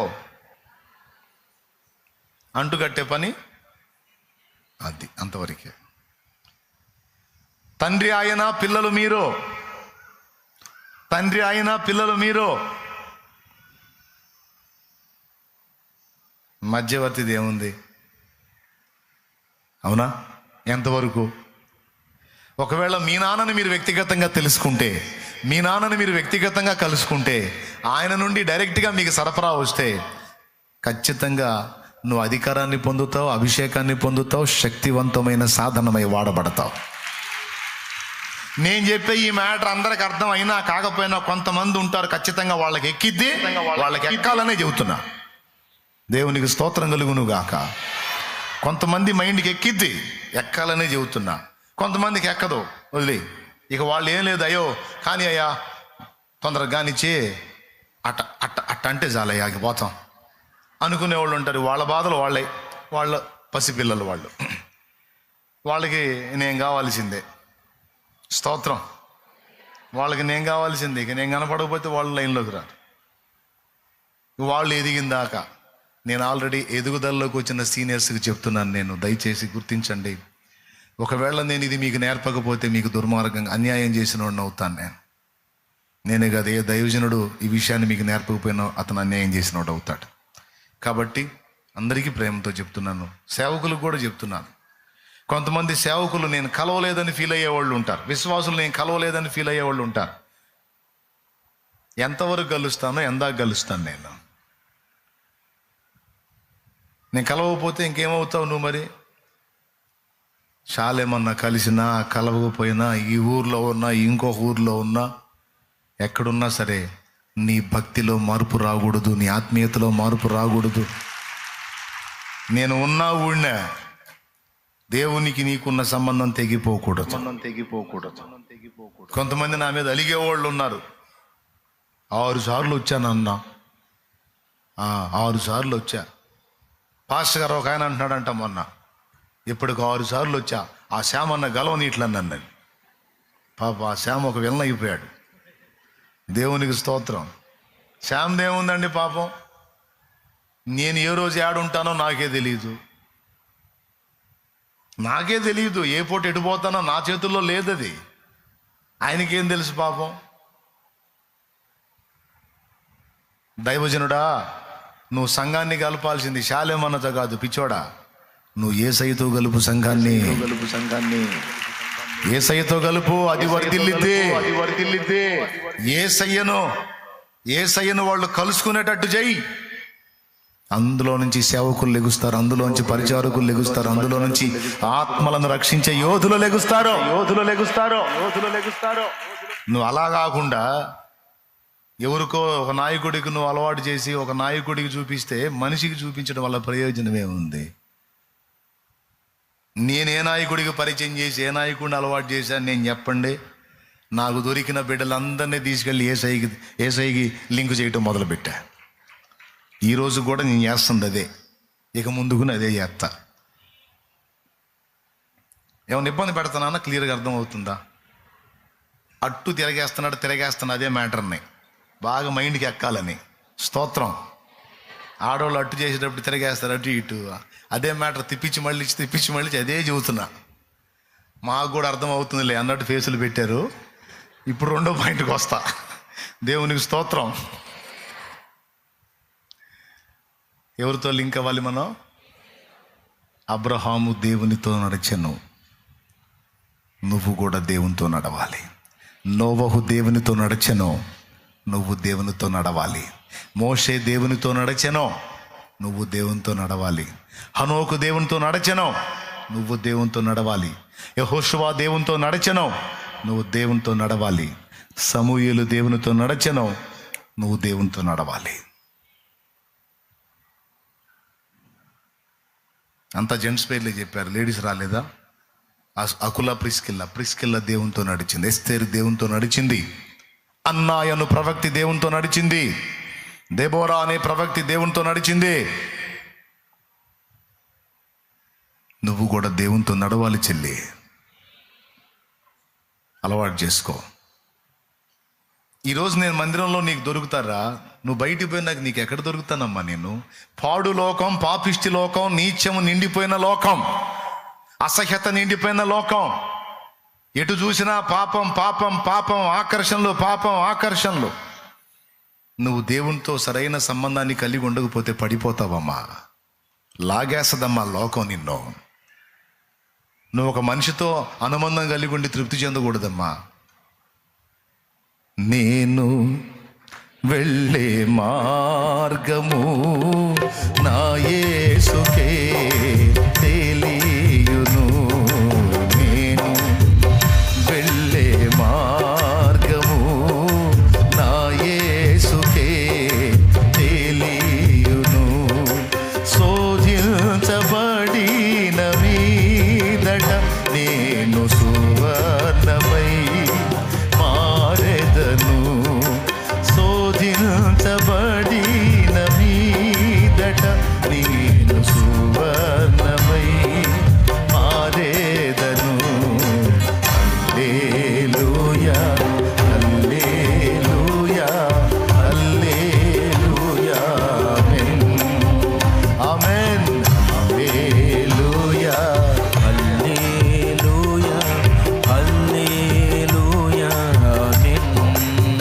ఏ కొంచెం అవకాశం చిక్కినా లోకం నీలోనికి ప్రవేశించాలని, నిన్ను పాపంలోనికి లాగాలని, చెడుతనంలోనికి నిన్ను నెట్టుకెళ్లాలని, నీ ద్వారా దేవుడి పని జరగకపోగా జరుగుతున్న దేవుని పనికి నువ్వే ఒక తలనొప్పిగా మారాలని శత్రు సమూహము, సాతాను, దురాత్మలు, నీ శరీరము, లోకాకర్షణలు అన్ని గట్టుకట్టి ముట్టడేస్తున్నాయమ్మా.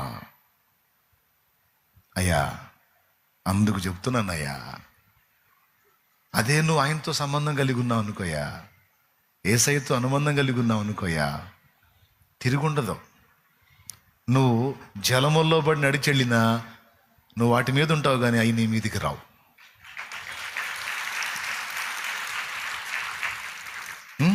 జలములలో బడినే వెళ్ళిన అవి నా మీద పారవు. జలములలో బడినే వెళ్ళిన అవి నా మీద పారవు. అగ్నిలో నేను నడచినను, జ్వాలలు నన్ను కాల్చజాలవు. అగ్నిలో నేను నడచినను, జ్వాలలు నన్ను కాల్చజాలవు. నేను వెళ్ళే మార్గము నా యేసుకే తెలియును. నేను వెళ్ళే పాడుకోండి, ఎవరు వాళ్ళు పాడండి, నోరు తెరిచి పాడండి, ఎవరు వాళ్ళు. దేవునికి మహిమ. శాలెమ్మని ఎంతసేపు ఉంటాడమ్మా నీ పక్కన? తమ్ముడా, శాలెమ్మని ఎంతసేపు ఉంటాడు తమ్ముడా? ఇంకొక అరగంట అయితే జంపు ఉంటే కాసేపు ఆ క్యూలో కనపడతాడేమో.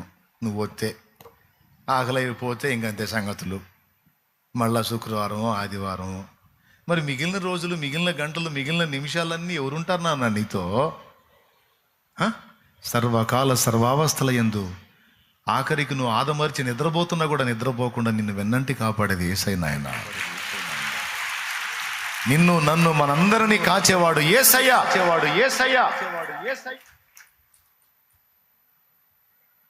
ఆయనతో అనుబంధం స్థిరం. ఆయనతో అనుబంధం శాశ్వతం. నువ్వు ఆయనతో అట్లా అనుబంధాన్ని ఏర్పరచుకొని నువ్వు లోకంలోకి వెళ్ళావనుకో, శాలెమన్న స్వరం నీకు వినబడదు, కానీ యేసయ్య స్వరం నీకు వినబడుతుంటుంది. నా కుమారి, ఈ ప్రదేశం నుంచి వెళ్ళిపో, నిన్ను ఆకర్షిస్తారు వీళ్ళు. నా కుమారుడా, వీరి మధ్య నుంచి బయలు వెళ్ళు, నిన్ను చెడగొడతారు. నా కుమారుడా, ఖాళీ ఉందిగా, ఎందుకు ఇక్కడ దా, తోటకరా, లేకపోతే మందిరానికి రా, దా అక్కడ కూర్చోరా, నా దగ్గర రా, నా సన్నిధికి రా, నాతో కూర్చో అని పిలుస్తాడు. ఇదంతా వ్యక్తిగతంగా నువ్వు ఆయనతో అనుబంధం ఏర్పరచుకుంటే ఇవన్నీ నీకు వినపడతాయి. సువార్త చెప్పటంలోనో, లేకపోతే సహవాసంలో గడపటంలోనో, ఆయన పాదాలను వెతకటంలోనో, గ్రంథం ధ్యానించటంలోనో, ప్రార్థన చేయటంలోనో దేవుడు ఎటో ఒకటి నిన్ను నడుపుతాడు.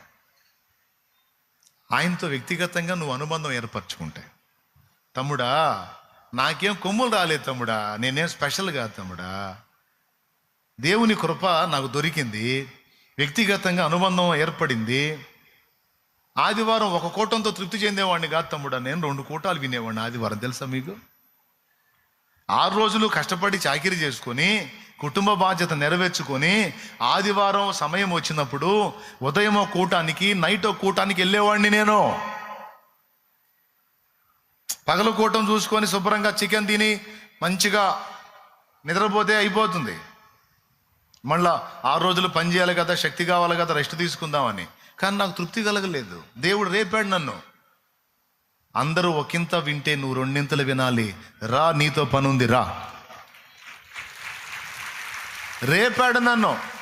సాయంత్రం 5 కాగానే రెడీ అయిపోయి మళ్ళీ ఇంకో చోట ప్రేయర్ జరుగుతూ ఉంటుంది, అక్కడికి పోయి అందులో కూర్చునేవాడిని, అక్కడ వాక్యం వినేవాడిని. ఎందుకంటే ఉన్నదే ఆదివారం ఒక్కరోజు 2 వాక్యం వినాలి. మళ్ళీ విడి రోజుల్లో సమయం దొరకదు.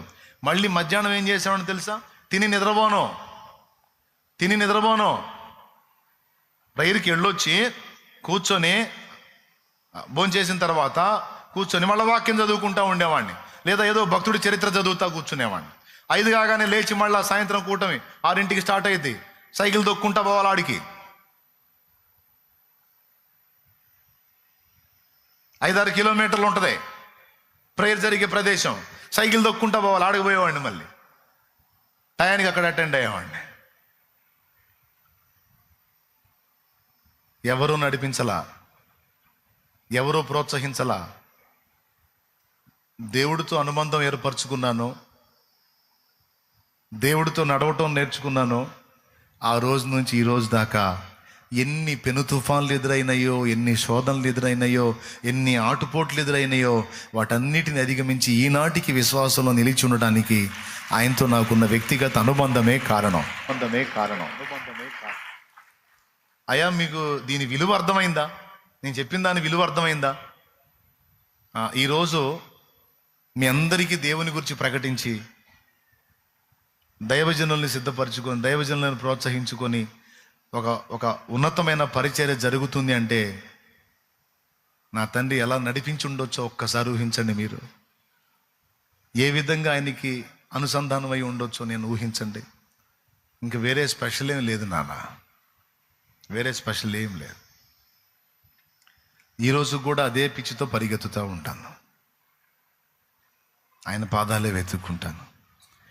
ప్రియుడా నిన్ను చూడాలని, ప్రియ నీ వలెనే మారాలని, ప్రియుడా నిన్ను చూడాలని, ప్రియ నీ వలెనే మారాలని, ప్రియతమా నా కాంక్ష తీరాలని, ప్రియతమా నా కాంక్ష తీరాలని, ప్రియమారనామది కోరెనే,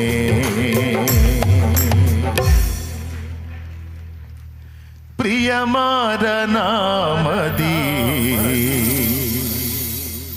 కోరెనే. యేసయ్యా నా ప్రియా,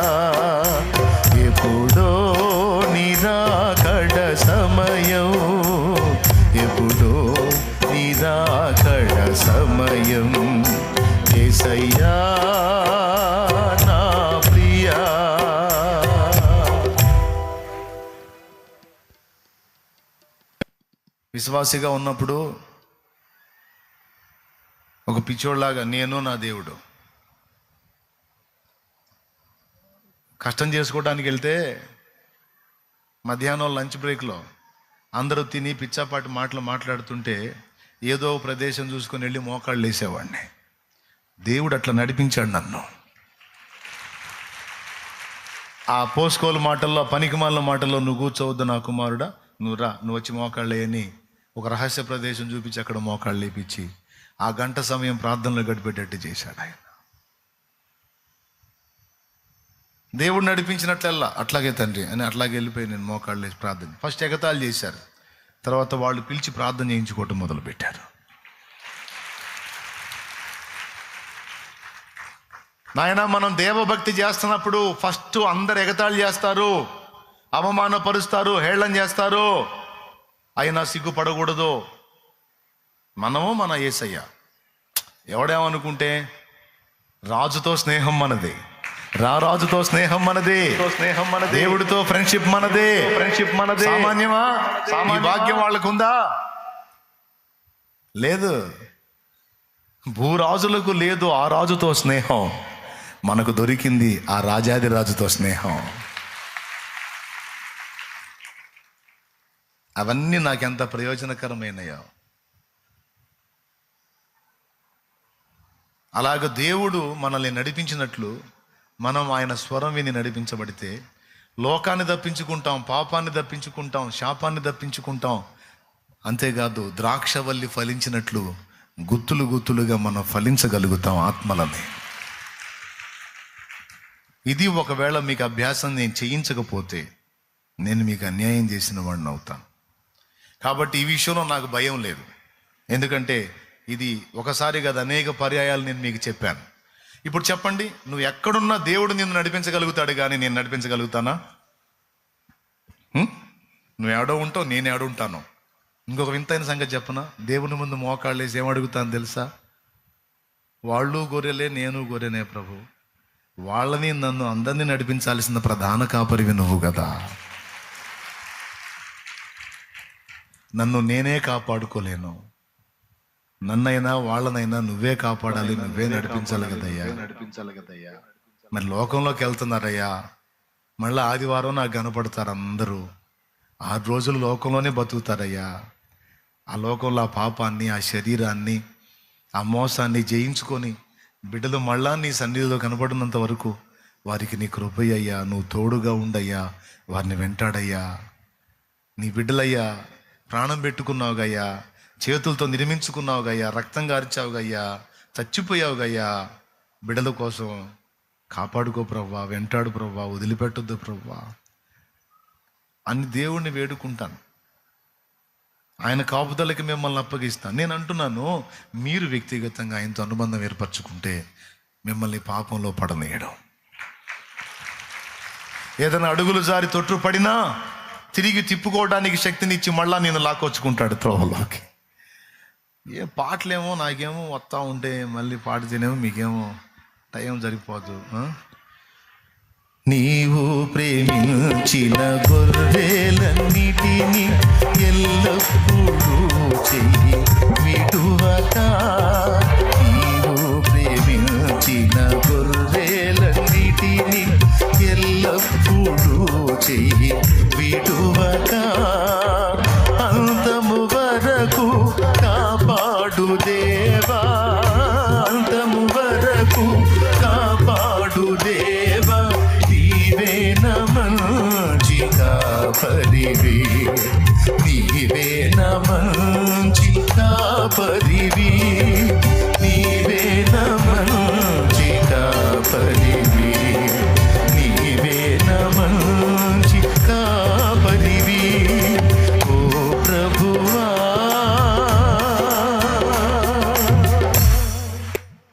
అమ్మా, దేవుని స్వరం విని దేవుని చేత నడిపించబట్టు నువ్వు అలవాటు చేసుకోకపోతే సాతాను నిన్ను లీడ్ చేస్తాడమ్మా. వాడు నిన్ను పాపంలోకి తీసుకెళ్ళొచ్చు, ఆత్మహత్యలోకి తీసుకెళ్ళొచ్చు, అక్రమ కార్యకలాపాల్లోకి తీసుకెళ్ళొచ్చు, నిన్ను నాశనంలోకి తీసుకెళ్ళొచ్చు, ఏమైనా చేయొచ్చు నిన్నోడు. నీకు తెలుసా, దేవుణ్ణి ఎరిగి కూడా కొంతమంది ఆత్మహత్య చేసుకున్నారు. ఎందుకో తెలుసా? దేవుని మందిరానికి అయితే వచ్చారు, కానీ దేవుని నడిపింపును అలవాటు చేసుకోలేదు. దేవునితో నడవటం అలవాటు చేసుకోలేదు. వ్యక్తిగతంగా దేవునితో కలుసుకొని, దేవునితో మాట్లాడుకొని, ఈ లోకం అంతా నన్ను వదిలినా నాకు నువ్వు చాలు యేసయ్యా అన్న మెట్టుకు రాలేకపోయారమ్మా.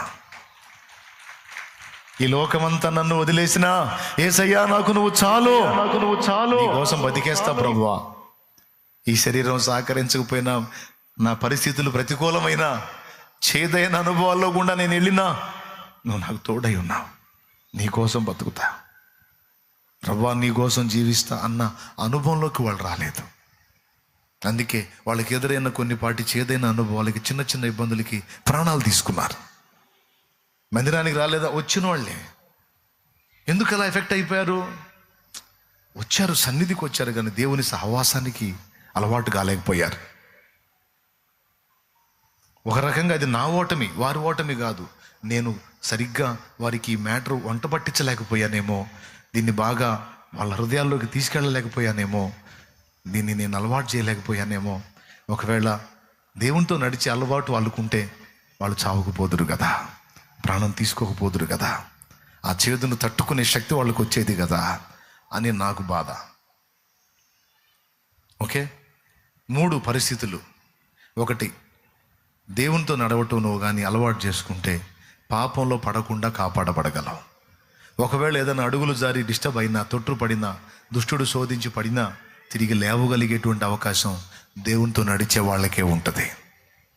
దేవునితో నడవని వాళ్ళకి ఆ ఛాన్స్ లేదు. ఒకటి. రెండవది, దేవునితో నడిచేవాళ్ళు సాతాను నడిపింపుని గుర్తుపట్టి దాన్ని అధిగమించి బతకగలుగుతారు.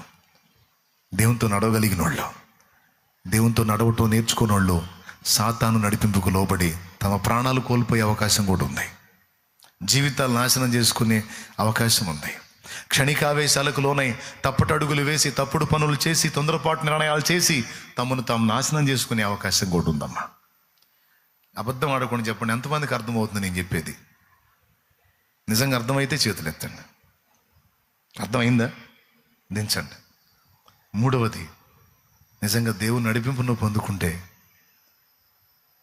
నువ్వు భద్రంగా ఉండటమే కాదు, నువ్వు అనేక మందిని సాధించగలుగుతావు. అనేక జీవితాలకు ఒక దీపంగా మారగలుగుతావు. అనేక జీవితాలకు ఒక దీపంగా, ఒక వెలుగుగా మారగలుగుతావు. అందుకే దీన్ని మొట్టమొదట మీరు గుర్తుపెట్టుకోండి. రెండో విషయం, ఇదైతే నేను మీకు చేసిన అన్యాయం అనే ఒప్పుకుంటాను. మీరు ఆర్థికంగా దరిద్రులుగా ఉండటానికి, మీరు ఆర్థికంగా దారిద్ర్యతలో ఉండటానికి, లేమి, అప్పులు, సమస్యలు, కొదువ, కొరత, దరిద్రత అనేది మీరు కలిగి ఉండటానికి ఒక విధంగా నేను కారణం. నేనే కారణం. ఎందుకు నేను కారణమో ఒక్క మొక్క చెప్పి ప్రార్థన చేస్తాను. ఎక్కువ మిమ్మల్ని ఇబ్బంది పెట్టను. నేను చెప్పాలనుకున్న ముందు సంగతి మీ హృదయాల్లోకి వెళ్ళింది అనుకుంటాను. రెండవది, మీ దరిద్రతకు ఒక రకంగా నేను కారణం అని ఎందుకు చెప్పానంటే, ఒక నాయకుడిగా దేవుడు కొన్ని సంగతులు నేర్పమని నాకు మిమ్మల్ని అప్పగించాడు. అలా నాకు దేవుడు నేర్పమన్న విషయాల్లో ఒకటి, దేవుని కొరకు దాతృత్వంతో పిడికిలి విప్పటం, ధారాళంగా దేవుని పనికి తోడ్పాటు అందించటం. దేవుడు అనుగ్రహించిన దానిలో నుండి దేవునిది దేవుని కొరకు ప్రత్యేకంగా తీయటం అనేది నేను మీకు ప్రత్యేకంగా నేర్పలా. ఎందుకు నేర్పలేదంటే, నేను కొన్ని ఫీలింగ్స్ను మనసులో పెట్టుకొని అది నేర్పలా. ఏమిటా ఫీలింగ్స్ అంటే, నేను మనీ గురించి మాట్లాడితే ఎదుటోళ్ళు నన్ను ఎక్కడ చులకనగా అనుకుంటారో, ఎక్కడ నన్ను తేలిగ్గా లెక్కేస్తారో, ఎక్కడ మనీ మైండెడ్ అనుకుంటారో అనే ఉద్దేశంతో నేను దేవుని కొరకు ఇవ్వండి, దేవుని కొరకు చెయ్యండి, దేవునిది దేవునికి తీయండి అని ఇతమిద్దంగా మీకు అవగాహన కల్పించలేకపోయాను. అథెంటిక్గా మీ గట్టిగా నేను మాట్లాడలేకపోయాను. దీనివల్ల ఏం జరిగిందో తెలుసా? మీలో చాలామంది దేవునిది దేవునికి తీయటం అనేది అలవాటు చేసుకోవాలా. నీకు 100 రూపాయలు దేవుడు ఇచ్చాడు అనుకో, 100 రూపాయల్లో 90 రూపాయలు నీది, 10 రూపాయలు దేవుడు తన కొరకు కేటాయించమన్నాడు. ఎందుకు ప్రత్యేకించమన్నాడంటే, 2 కారణాలను బట్టి ప్రత్యేకించమన్నాడు. ఒకటి, నా మందిరములో ఆహారం ఉండు నిమిత్తము అన్నాడు. రెండవది, నేను నిన్ను దీవించున్నట్లు.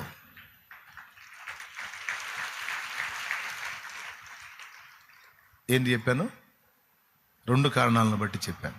ఒకటి, మందిరములో ఆహారం ఉండు నిమిత్తం బీదలు, దీనులు, అంగహీనులు, అవిటివారు, విధవరాండ్రు, వృద్ధులు, దిక్కులేని వాళ్ళు ఎప్పుడూ సన్నిధిలో ఉంటారు. ఎక్కడ వాళ్ళకి అన్నం దొరికినా దొరకపోయినా నా సన్నిధిలో పట్టడాన్ని వాళ్ళకి దొరకాలి. దొరకాలంటే నేను నిన్ను దీవిస్తా. నేను దీవించి నీకు 100 రూపాయలు ఇచ్చాను అనుకో, అందులో 10 రూపాయలు దానికి కేటాయించి 90 రూపాయలు నువ్వు వినియోగించు. నీకు 1000 ఇచ్చాను అనుకో, 100 దానికి కేటాయించి 900 నువ్వు వాడుకో. 10,000 ఇచ్చాను అనుకో, 1000 దానికి కేటాయించి 9,000 నువ్వు వాడుకో. 1,00,000 రూపాయలు ఇచ్చాను అనుకో, 10,000 దానికి కేటాయించి 90,000 నువ్వు వాడుకో. ఇది ఖచ్చితంగా నువ్వు చేయాలి. ఇది దేవుడు పాత నిబంధనలోను క్రొత్త నిబంధనలోను కూడా చెప్పాడు. ఇందాక మీరే చదివారు, వాటిని మానక వీటిని చేయాలని యేసయ్య చెప్పాడు. పుదీనాలోను, సోపులోను, జీలకర్రలోను 10వ భాగం తీస్తారు. అది మానక ఇది చేయాలన్నారు. న్యాయము, విశ్వాసము, కనికరం గురించి చెప్పాడు. వాటిని మానేయమన్నాడా? వాటిని మానక అన్నాడా? అన్నాడు కదా. క్రొత్త నిబంధనలో పౌలు అంటాడు, ఒకడు తాను వర్ధిల్లిన కొలది, నేను 10% 10వ భాగమే తీస్తానని కాదు, నిన్ను దేవుడు ఆశీర్వదించి ఎంత విస్తరింపజేస్తే అంత ధారాళంగా నువ్వు వర్ధిల్లిన కొలది దేవుని పనికి ఇవ్వు, దేవుడు నిన్ను ఇంకా ఆశీర్వదిస్తాడు, వర్ధిల్ల చేస్తాడు అనేది చెప్పాడు. పాత నిబంధనలు ఏమన్నాడో తెలుసా? మానవుడు దేవుని యొద్ద దొంగిలునా, అయితే మీరు నా యొద్ద దొంగిలితిరి. 3:8 చూడండి, స్క్రీన్ మీద కనపడుతుంది. దేని విషయములో మేము నీ యొద్ద దొంగిలితిమని మీరందరూ 10వ భాగమును ప్రతిష్టార్పణలను ఇయ్యక దొంగిలితిరి. తర్వాత, ఈ జనులందరూ నా యొద్ద దొంగిలిచూనే ఉన్నారు, మీరు శాపగ్రస్తులై ఉన్నారు. చూడండి, శాపం అంటే ఆర్థిక పరమైన దరిద్రత. ఎందుకు? దేవుడు నీకు తీయమన్న దాన్ని కూడా తీయకుండా నువ్వు దాన్ని వాడేస్తున్నావు. దానికి సమస్యలు చెప్తున్నావు, ఇబ్బందులు చెప్తున్నావు, కష్టాలు చెప్తున్నావు, అప్పులు చెప్తున్నావు. ఇవన్నీ కాదు. మొట్టమొదటి సంగతి ఏంటంటే నీకు మనసు ఒప్పదు, నీకు మనసు రాదు. ఎంత కష్టపడితే వచ్చింది ఇది, ఎంత కష్టపడితే వచ్చింది. ఏంది అక్కడ వేసేది? శాలెమ్మన్నకి ఏం రోగం అనుకుంటారో ఏమనుకుంటారో నాకు తెలీదు, మొత్తానికి మనసు ఒప్పదు. కానీ అక్కడ ఏం రాస్తుందో తెలుసా? దీని వలన మీరు శాపగ్రస్తులై ఉన్నారు అన్నాడు. అంటే ఈ శాపం ఎందుకు వస్తుంది? ఈ దరిద్రత ఎందుకు వస్తుంది? ఆర్థికపరమైన లేమి ఎందుకు వస్తుందంటే దేవుడు అనుగ్రహించిన దానిలో నుండి దేవుడు తీయమన్నది తీయకపోవటం. 2 నిబంధనల్లో చెప్పిన ఆ మాటని గౌరవించకపోవటం. నేను దీన్ని గట్టిగా నొక్కి చెప్పడానికి కొంతమంది దరిద్రులు ఏమన్నా విమర్శిస్తారు, కామెంట్ చేస్తారని స్టార్టింగ్లో ప్రారంభం నుంచి ఈ దరిద్రం అలానే కొనసాగింది నాకు. ఎవడేమన్నా అనుకుంటాడేమో, డబ్బు గురించి మాట్లాడితే ఏమన్నా అనుకుంటారేమో, డబ్బు గురించి మాట్లాడితే ఏమన్నా అనుకుంటారేమో ఎవడో ఏదో అనుకుంటాడని మిమ్మల్ని మొత్తాన్ని దరిద్రుల్ని చేశాను నేనే. అందుకే ఒప్పుకుంటున్నా, మీరు కూడా క్షమించాలి నన్ను. ఇప్పుడు చెప్తున్నాను, దేవుణ్ణి శోధించవచ్చా మనం? శోధించుట అంటే ఒక అర్థం పరీక్షించుట. దేవుణ్ణి పరీక్షించవచ్చా? 1 కొరింథీ పత్రిక 10వ అధ్యాయము 9వ వచనం చూడు. దేవుణ్ణి శోధిస్తే ఏమైద్దో తొందరగా చూడు. మనము ప్రభువును శోధింపక యుందుము, వారిలో కొందరు శోధించి సర్పము వలన నశించిరి. శోధిస్తే సస్తారు అన్నాడు. అందరు చెప్పండి, శోధిస్తే ఏమైద్ది అంటే దేవుణ్ణి పరీక్షించవచ్చా? పరీక్షిస్తే పోతాం. అందరు చెప్పండి, పరీక్షిస్తే. నోరు తెరిచి చెప్పండి. పరీక్షిస్తే అక్కడ ఉందా నేను చెప్పానా? ఆడుందా నేను చెప్పానా? ఇప్పుడు అదే మలాకి గ్రంథం 3వ అధ్యాయం 8వ వచనం కిందికి చదువు. ఒక్కసారి 10వ వచనం చదువు. నా మందిరములో ఆహారముడునట్లు 10వ భాగమంతయు మీరు నా మందిరపు నిధిలోనికి తీసుకుని రండి. దీన్ని చేసి మీరు నన్ను శోధించిన ఎడల, అద్దుకో, దీన్ని చేసి మీరు నన్ను శోధించమని దేవుడే పిలుస్తున్నాడు ఇక్కడ. అక్కడేమో శోధిస్తే సస్తారన్నాడు, ఆ విషయంలో పరీక్షించకూడదు. ఈ విషయంలో మీరు నా కొరకు తీసి కనీసం నన్ను టెస్ట్ చేయడానికైనా దీన్ని చేయండి రా అంటున్నాడు దేవుడు. కనీసం నన్ను టెస్ట్ చేయడానికి, నన్ను పరీక్షించడానికి, నేను ఇస్తానో ఇవ్వనో చూడటానికైనా చేయండి. ఎంతమందికి అర్థమైంది? ఇప్పుడు మనం అబద్ధం ఆడకుండా నిజం ఒప్పుకుందాం. అది మీ తప్పు కాదు, నా తప్పు. అన్న నేను 10వ భాగం తీయనన్నా, 10వ భాగం తీయనన్నా అన్నోళ్ళు చేతులు ఎత్తండి.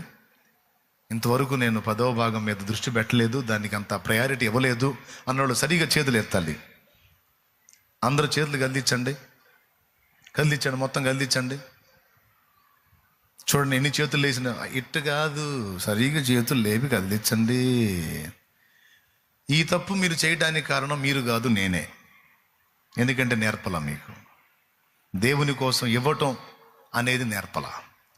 ఇప్పుడు అప్పులు ఎంతమంది కొనియో చేతులు ఎత్తండి. ఇందాక లేచిన చేతులన్నీ లేగుస్తే నాకు తెలుసు. లేపు. అప్పుల వాళ్ళు చేతులు ఎత్తి కదిలించండి, గట్టి కదిలించండి. అట్లా దాదాపు అందరూ అదే స్థితిలో ఉన్నారు.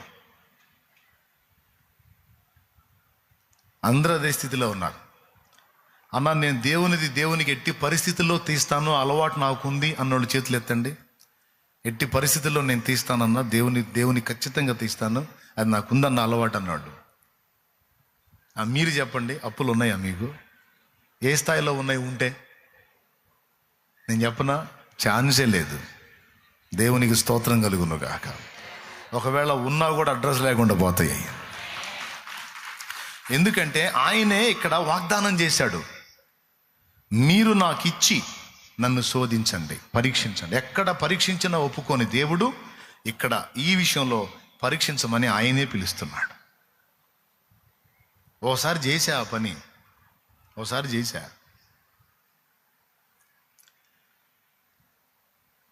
ఆదివారం ఆరాధన అయిపోయింది. నాకు వారం దినాలు నడవాలి, 100 రూపాయలు ఉంది నా చేతిలో. 100 వారం రోజులు నడవాలి. వర్క్ అంతా ఆపేసి పూర్తిగా సేవకు వచ్చా, ఫుల్ టైం. ఫ్యామిలీ మొత్తం 6 కుటుంబ సభ్యులు, 106 రోజులు గడవాలి. ఎట్లా నడుస్తుంది? సరే, వేరే మందిరం ఒకటి ఉంటే ఆ మందిరం దగ్గరికి వెళ్ళి మోకాళ్ళుని ప్రార్థన చేస్తుంటే నాకు ఈ మలాకి 3:8 గుర్తొచ్చింది. మీరు నమ్మండి నమ్మకపోండి, నిజంగా 3:8 గుర్తొచ్చింది.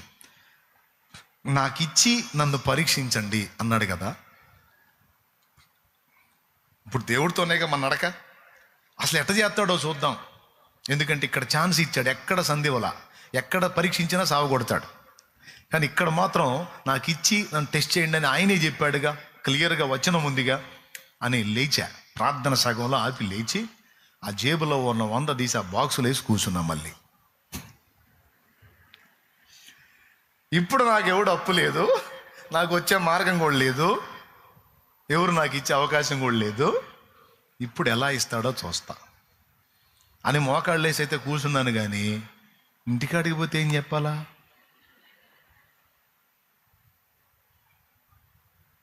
ఎట్లా చేయాలా? ప్రార్థన చేస్తున్నా. తొందరపడి ఆవేశపడ్డానేమో నాయనా, అవి ఉన్నాయి కూడా గాజేసుకున్నాను. నిన్ను పరీక్షించబోయి ఇప్పుడు నేను పరీక్షకు లోనయ్యాను, నా గతి ఏంటి నాయనా, స్తోత్రం అని. సరే, ఏదైనా ఒక అనుభవం వచ్చింది, దేవునికే స్తోత్రం అని ప్రార్థన చేసుకొని లేచి మందిరం నుంచి బయటికి వచ్చా. బయటికి వస్తే ఆయన దైవజనుడే. ఆయన నా చేయి దగ్గరకు తీసుకొని నా చేతిలో కానుక పెట్టాడు. అది ఎంత ఉందో తెలుసా? 500 ఉంది అది.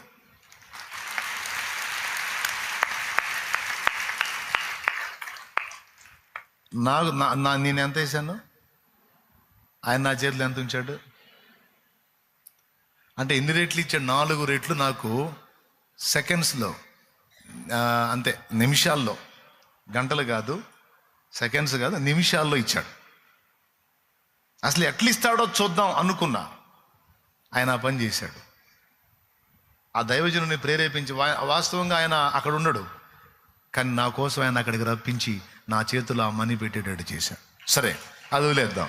అది తీసుకెళ్ళి ఇంటికి పోయి కూర్చొని దేవుడిని క్షమాపణ అడిగా. ఎందుకు అడిగాను తెలుసా? నువ్వు పరీక్షించమన్నావు కదా అని నీకు ఇచ్చి పరీక్షించినందుకు నన్ను క్షమించు. నువ్వు మాట తప్పే దేవుడు కాదయ్యా. నువ్వు ఏ విధంగానైనా చేయగలుగుతావు, ఏ కార్యమైనా నెరవేర్చగలుగుతావు. బిడ్డలారా, కొంతమంది దైవజనులు తమ ఆత్మీయ బిడ్డలకి ఇవ్వటం నేర్పారు. నేను సిగ్గుపడి ఓవర్ యాక్షన్ చేసి ముష్టి ఫీలింగ్లు ఇచ్చి నేను అది నేర్పలా మీకు. అలా నేర్చుకున్నోళ్ళు, వాళ్ళ పిల్లలు ఆశీర్వదించబడ్డారు, వాళ్ళు దీవించబడ్డారు, వాళ్ళు అనేకులకు ఇచ్చే స్థితిలో ఇంకా వర్ధిల్లారు. ఇప్పుడు కూడా బ్రహ్మాండంగా ఉన్నారు వాళ్ళు. నేను దరిద్ర ఫీలింగ్లన్నీ పెట్టుకొని మీకు అది నేర్పనందున మిమ్మల్ని దరిద్రులుగా ఉంచా. కాబట్టి ఈరోజు బాహాటంగా ఒప్పుకొని మిమ్మల్ని క్షమాపణ అడిగి, దయచేసి మీరు సరి చేసుకోండి. ఇక నుంచి నీకు 10 రూపాయలు ఇచ్చాడా దేవుడు? రూపాయి నీది కాదు, 9 నీది. ఎన్ని బాధలన్నా ఉన్నాయి, ఎన్ని ఇబ్బందులన్నా ఉన్నాయి, ఆ రూపాయి పక్కన పెట్టు. పరీక్ష చేయటానికైనా సరే పక్కన పెట్టు. ఎంతమందికి అర్థమవుతుంది? ఇంకా నేను ముగించబోతున్నా. నిజంగా అర్థమైందా? 100 రూపాయలు ఇచ్చాడు అనుకో, 10 నీది కాదు. 1000 ఇచ్చాడు అనుకో, 900 నీది, 100 నీది కాదు, అది దేవుడిది. కక్కుర్తి చూపించావా, దరిద్రం నెత్తి మీదే ఉంటుంది. ఎందుకంటే ఇప్పుడు ఆల్రెడీ అనిపిస్తున్నాగా. ఎంతమంది ఉన్నారు 10వ భాగం తీనోళ్ళు, 10వ భాగం తీనోళ్ళు అంటే మొత్తం చేతులు ఎత్తారు దాదాపు చాలామంది. కొంతమంది మాత్రమే చేతులు ఎత్తలేదు, వాళ్ళ తర్వాత ఎత్తారు తీసే గుంపులో. ఓకే, ఇక నుంచి నేను చెప్పినట్టు చేయండి. ఇంకొకటి కూడా చెప్తా. 10 అయితే రూపాయి దీబుద్ధి అయింది, 100 అయితే 10 దీబుద్ధి అయింది, 1000 అయితే 100 దీబుద్ధి అయింది, 10,000 అయితే 1000 దీబుద్ధి అయింది. కానీ 1,00,000 అయితే 10,000, 10 లక్షలు అయితే వామ్మో 1,00,000, 1,00,00,000 రూపాయలు అయితే వామ్మో 10 లక్షల. మంచోడు బుద్ధి మాంసం దగ్గరని సమృద్ధి పెరిగే కొద్దీ చెయ్యి కొరచైపోయింది. నేను చెబుతున్నాను, మనుషుల జేబుల్లో చేతులు పెడితేనే దేవుడు ఊరుకోడు. అట్లాంటిది దేవుడికి ఇవ్వాల్సిన దాన్ని ఎగ్గొట్టడం అనేది దేవుడి జేబులో చేయి పెట్టడం, దేవుడి జేబు కొట్టేయటం. నేను చెప్పాను, ఆయనే చెప్పాడు, అదే నా జేబు కొట్టేస్తున్నారా మీరని. మొత్తానికి ఏదో అవసరం వచ్చినట్టుంది చాలే, మనకు అనుకోవాకండి. దేవునికి స్తోత్రం. అవసరాల కోసం అయితే నేను ఇట్లా చెప్పను. దేవుడు నా తప్పును నాకు చూపించాడు. ఆల్రెడీ ఇవ్వటం నేర్పిన దైవజనుల దగ్గర ఆత్మీయ బిడ్డలు ఎలా ఆశీర్వదించబడి ఉన్నారో అది నేర్పనందున నా బిడ్డలు ఎందుకు దరిద్రులై ఉన్నారో నాకు సిగ్గొచ్చి నేర్పుతున్నా. ఎవడో ఏదో అనుకుంటాడని ఫీలింగ్ పెట్టుకొని నా బోధించలేదన్నది. బోధిస్తే మళ్ళీ డబ్బు మనిషి అనుకుంటారు, మనీ మైండెడ్ అనుకుంటారు. నన్ను అట్ట అనుకోకూడదని చెప్పాగా, దరిద్ర ఫీలింగ్ పెట్టుకొని చెప్పాలా. ఇప్పుడు చెప్తున్నా, ఇక నుంచి నువ్వు ఖచ్చితంగా ఆ పని చెయ్యి, ఖచ్చితంగా చెయ్యి. దేవుడు నీకు అనుగ్రహించింది రోజు అది ఎంతన్నా రాని పక్కనేసుకో. నీది నీ కేటాయించుకో, దేవుని కేటాయించు. కొంతమంది ఆత్మీయులు ఎలా ఉన్నారో తెలుసా? కనీసం వండుకునే రైస్లో కూడా కొంత కేటాయిస్తారు. ఈ రైస్ నాకు దేవుడిచ్చింది, దేవుడు ఇవ్వకపోతే నాకు ఈ తిండి దొరకదు, ఆయన దయాదానం అని అందులో కూడా కొంత రైస్ని కేటాయించి మిగిలిందని వండుకుంటారు. ఇది నా పిల్లలకి, నాకు, ఇది నా సన్నిధిలో ఆహారానికి, నా తండ్రి సన్నిధిలో ఆహారానికి అని కేటాయించి వండుకునేవాళ్ళం. అందరూ అట్లా అలవాటు చేసుకోండి. ఎంతమంది ఈ మాట స్పష్టంగా విన్నారు? ఇక నుంచి నేను చెప్పినట్టు చేయండి. అనతి కాలంలోనే, కొంతకాలంలోనే దేవుడు మీకు సమృద్ధిని విడుదల చేయకపోతే అప్పుడు అడగండి. ఆయన అన్నాడు, నాకిచ్చి నన్ను శోధించిన ఎడల ఆకాశపు వాకిండ్లను విప్పి పట్టజాలనంత విస్తారముగా దీవెన కుమ్మరిస్తాను. పట్టజాలనంత విస్తారంగా. విచిత్రం ఏంటంటే నేను తీస్తా మళ్ళా నేను తీయటం కాదు, అసలు 10వ భాగం నేనే వాడుకొని 90% దేవుడికి అన్నట్టు కేటాయించే పొజిషన్కి నేను వెళ్ళా. కానీ మీకు నేర్పలా. మళ్ళీ నేను దీవించబడ్డా. నాకు దేవుడేం తక్కువ చేయలేదు, ఎందుకంటే ఇవ్వటం నేర్చుకున్నాను నేను, మీకు నేర్పలా. అందువల్ల ఏం జరిగింది, ఈ విషయం నేను గట్టిగా చెప్పనందున, దీని గురించి నేను అలవాటు చేయనందున మీకు అలా ఉండిపోయింది. నీకేం లేదు, ఏదో వచ్చిన దానిలో అంత కానుకేసేసి తృప్తి చెందుతూ ఉన్నారు. దేవునికి సంపూర్తిగా చెందకుండా అడ్డగిస్తున్నారు. అందువల్ల శాపం వెంటాడుతుంది. అక్కడ రాసుంది, ఇందువల్ల మీరు శాపగ్రస్తులై ఉన్నారు. ఆ శాపం ఇక మనకు దీవెనగున్నట్లు, పట్టజాలంత విస్తారమైన దీవెన మనకు కలుగునట్లు ఈ రోజు నుంచి కైసరవి కైసరికి, దేవునివి దేవునికి అన్నాడు కదా యేసయ్య. ఏమన్నాడు? కైసరవి కైసరికి, దేవునివి దేవునికి కేటాయిద్దాం. కొంచెంలోంచి ముందు తీయటం మొదలు పెడతాం. విస్తారంగా ఇచ్చాడు, అందులో నుంచి కూడా అమ్మో ఇది దేవుడు దాన్ని భయపడి నువ్వు ఇంకా ఇస్తాడు. సమృద్ధి అయినటువంటి ఆశీర్వాదం నా తండ్రి నీకు ఇవ్వబోతా ఉన్నాడు, అది నీవు పొందినట్లు. ఈ 2 విషయాలు గుర్తుపెట్టుకోండి. ఒకటి, దేవునితో వ్యక్తిగతంగా నడవండి. అంతేకాదు, ఆర్థిక విషయాల్లో నమ్మకంగా ఉండండి దేవునికి. ఒకసారి ఒక ఎగ్జాంపుల్ చెప్పాను కదా, ఒక దైవజనుడు చెప్పినటువంటి ఎగ్జాంపుల్ చెప్పాను కదా నేను. దైవజనుడు ఒక ఇంటికి పోతే ఆయన వరకు అన్నం పెట్టింది, కూర్చోబెట్టి వండి. ఆమె కొడుకు ఆయన ముందు కూర్చుంటే అన్నంకెళ్ళి చూస్తుంటే వాడిని పక్కకు తీసుకొని పోయింది. ఆయన ఫీల్ అయ్యాడు. అమ్మ కూర్చొని, వాడిని కూడా కూర్చొని, ఆకలిగా ఉన్నట్టున్నాడు, వాడు కూడా తింటాడంటే వాడు తినకూడదు లేనా అని పక్కకు తీసుకెళ్ళి. వాడు తినకూడదు. ఎందుకు తినకూడదు? నేను సేవకుడిని, నా దగ్గర తింటే తప్పింది, ప్లేట్ ఇవ్వో వాడికి కూడా వేస్తానంటే వాడు తినకూడదన్నా. వాడు తినకూడదు. ఎందుకమ్మా, ఎందుకు తినకూడదు అంటే చెప్పింది, అది దేవునిదన్నా, దేవునికని తీసిన బియ్యం అయి. వాస్తవంగా మా ఇంట్లో బియ్యం అయిపోయి 2-3 రోజులైంది. 2-3 రోజుల నుంచి మా ఇంట్లో అన్నం వండే పొజిషన్ లేదు. కానీ ఇంత శ్రమ వచ్చినా సరే దేవుని కేటాయించాలి, నమ్మకంగా ఉండాలని అవి మా ఇంట్లో ఉన్నా వండుకోవాలా. దైవజనుడు వచ్చావు, నేను ఖాళీ కడుపుతో పంపించకూడదు, అందుకే వండి పెట్టా, నువ్వు తిను, నువ్వు సేవకుడివి, నువ్వు అది తీసుకోవచ్చు, మేము దాన్ని ముట్టకూడదు, అది దేవుడిది అందట. ఆయనకి కన్నీళ్ళు వచ్చినాయి. బాధపడి, సరే ఓకే, ఇప్పుడు సేవకుడని దేవుని దాన్ని నాకు కేటాయించావు కదా, ఇప్పుడు సేవకుడుగా నువ్వు నాకు ఇచ్చావు, నాది ఇప్పుడు నాది ఆ బిడ్డకి పెడుతున్నాను నేను. దేవుడిది నాకు ఇచ్చావుగా, ఇది నాదిగా, నా దేవుడిది నాది, నా చేతికి అప్పచెప్పావు, దీని బాధ్యత నాది, ఇప్పుడు అది నాది, నా దేవుడిది, ఇదిగో నేనే పెడుతున్నాను. ఏదైనా ఉంటే నేను దేవుడు చూసుకుంటాం. ఇవ్వు వాడి ప్లేట్ ఇవ్వంటే ఆయన కూర్చోబెట్టి పెట్టారు. అయిపోయింది.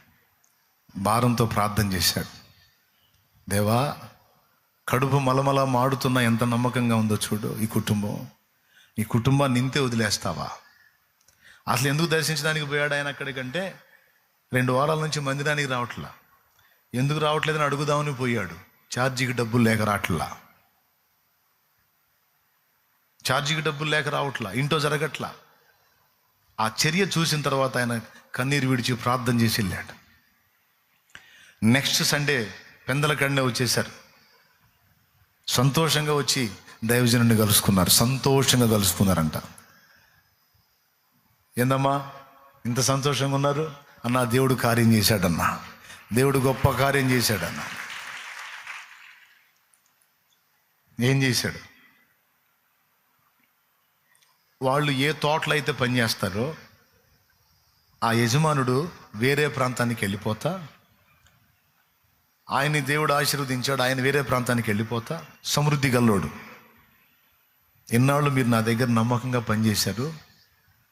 అది 2 ఎకరాలు, ఎన్ని ఎకరాలు తోట, 2 ఎకరాలు పైన, 2 ఎకరాలు పై చిలుకు తోట. అది ఆల్రెడీ రన్నింగ్లోకి వచ్చిన తోట. వాళ్ళని పిలిచి వాళ్ళకి రాసేసి, ఇక మీ జీవితాంతం మీరే పండించుకోండి, తినండి అని చెప్పి వాళ్ళు రాసేసి వెళ్ళిపోయాడు. పక్కవానికి వచ్చిన తోట,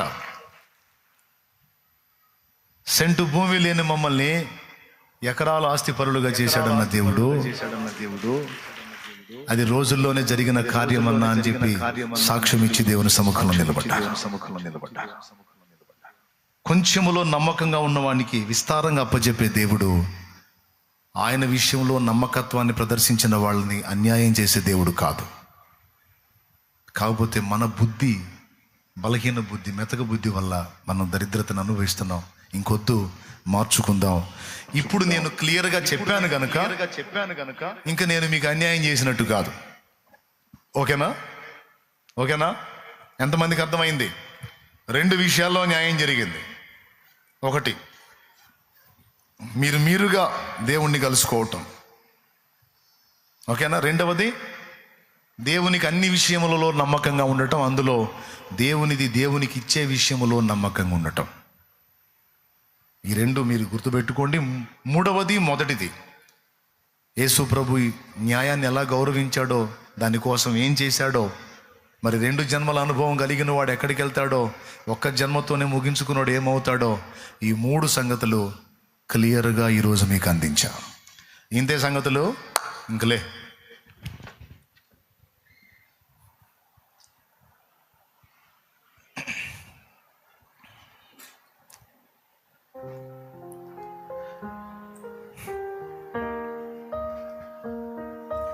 అందరం పైకి లేచి నిలబడదాం.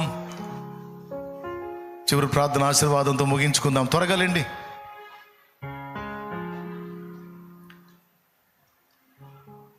సమయం 1:50 అంటే ఇంకా 2 గాల లేండి.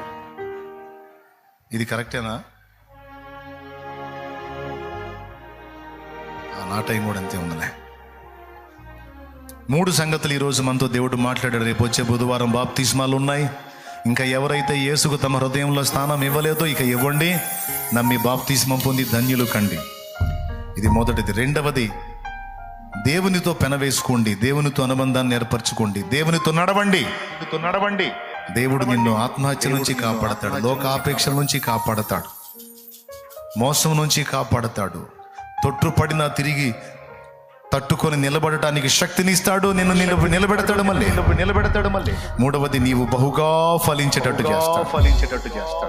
నువ్వు చిన్న బిడ్డలాగా మనుషుల్ని వెతకొద్దు. నువ్వు పరిపూర్ణమైన వ్యక్తిలాగా నువ్వు దేవుణ్ణి వెతుకు. దేవునితో మాట్లాడు, దేవునితో గడుపు, దేవునికి ప్రార్థన చెయ్యి.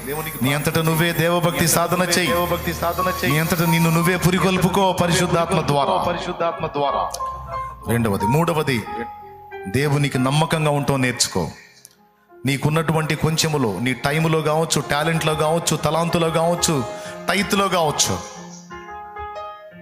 నీ టైములో నమ్మకంగా ఉండు. నీకు ఇచ్చినటువంటి టైంలో దేవుని పని చెయ్యి.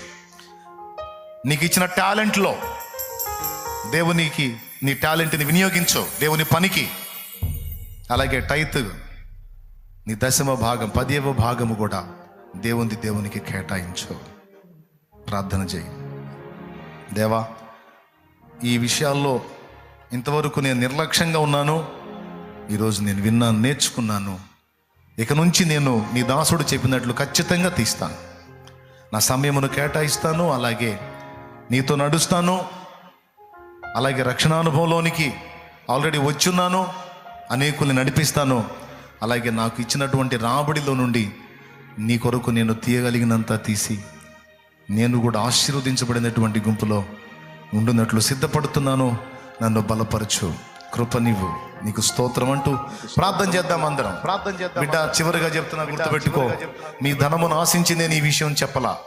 మీ ధనమును ఆశించి నేను ఈ ఉపదేశం మీకు చేయలా. మళ్ళీ నన్ను అన్యదా భావించొద్దు. మీ ధనము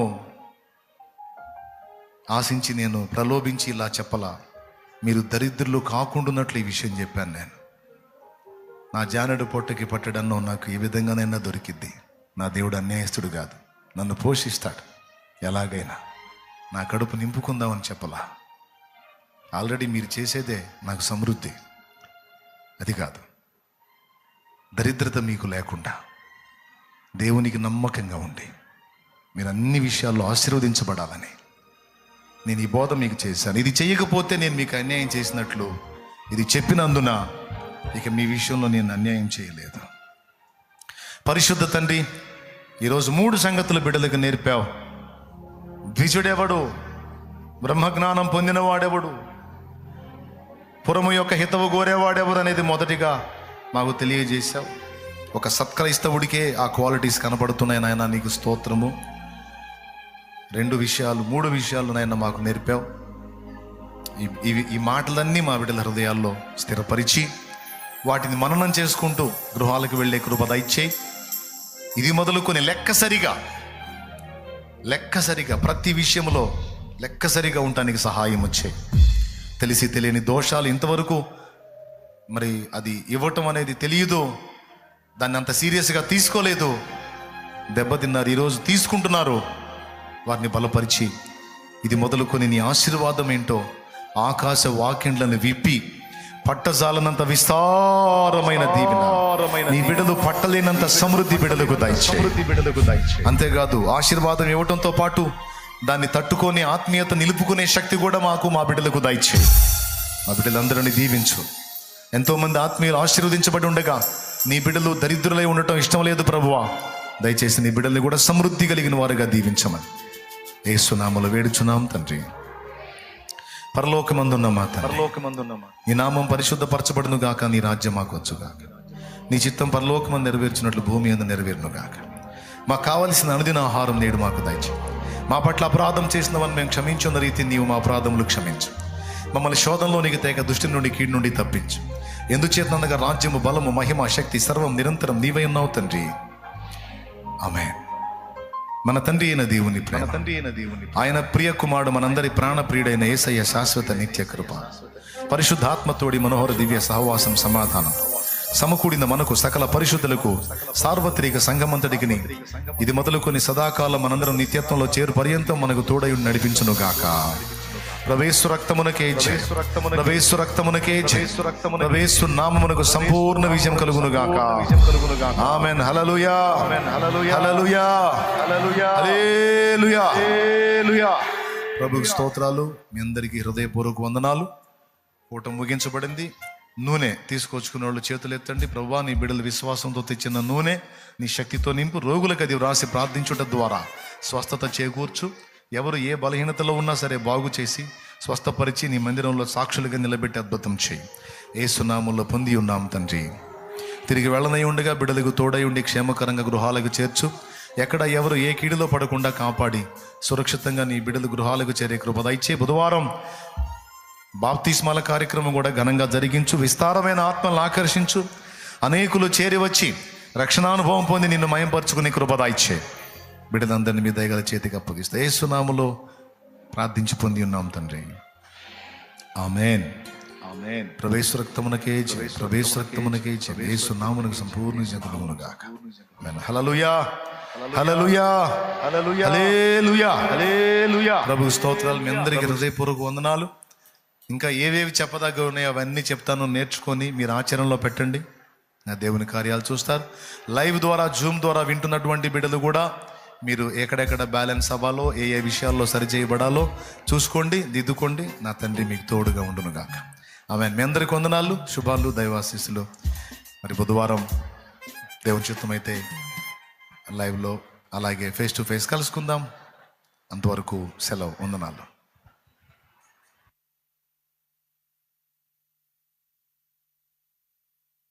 ప్రైజ్ ది లార్డ్.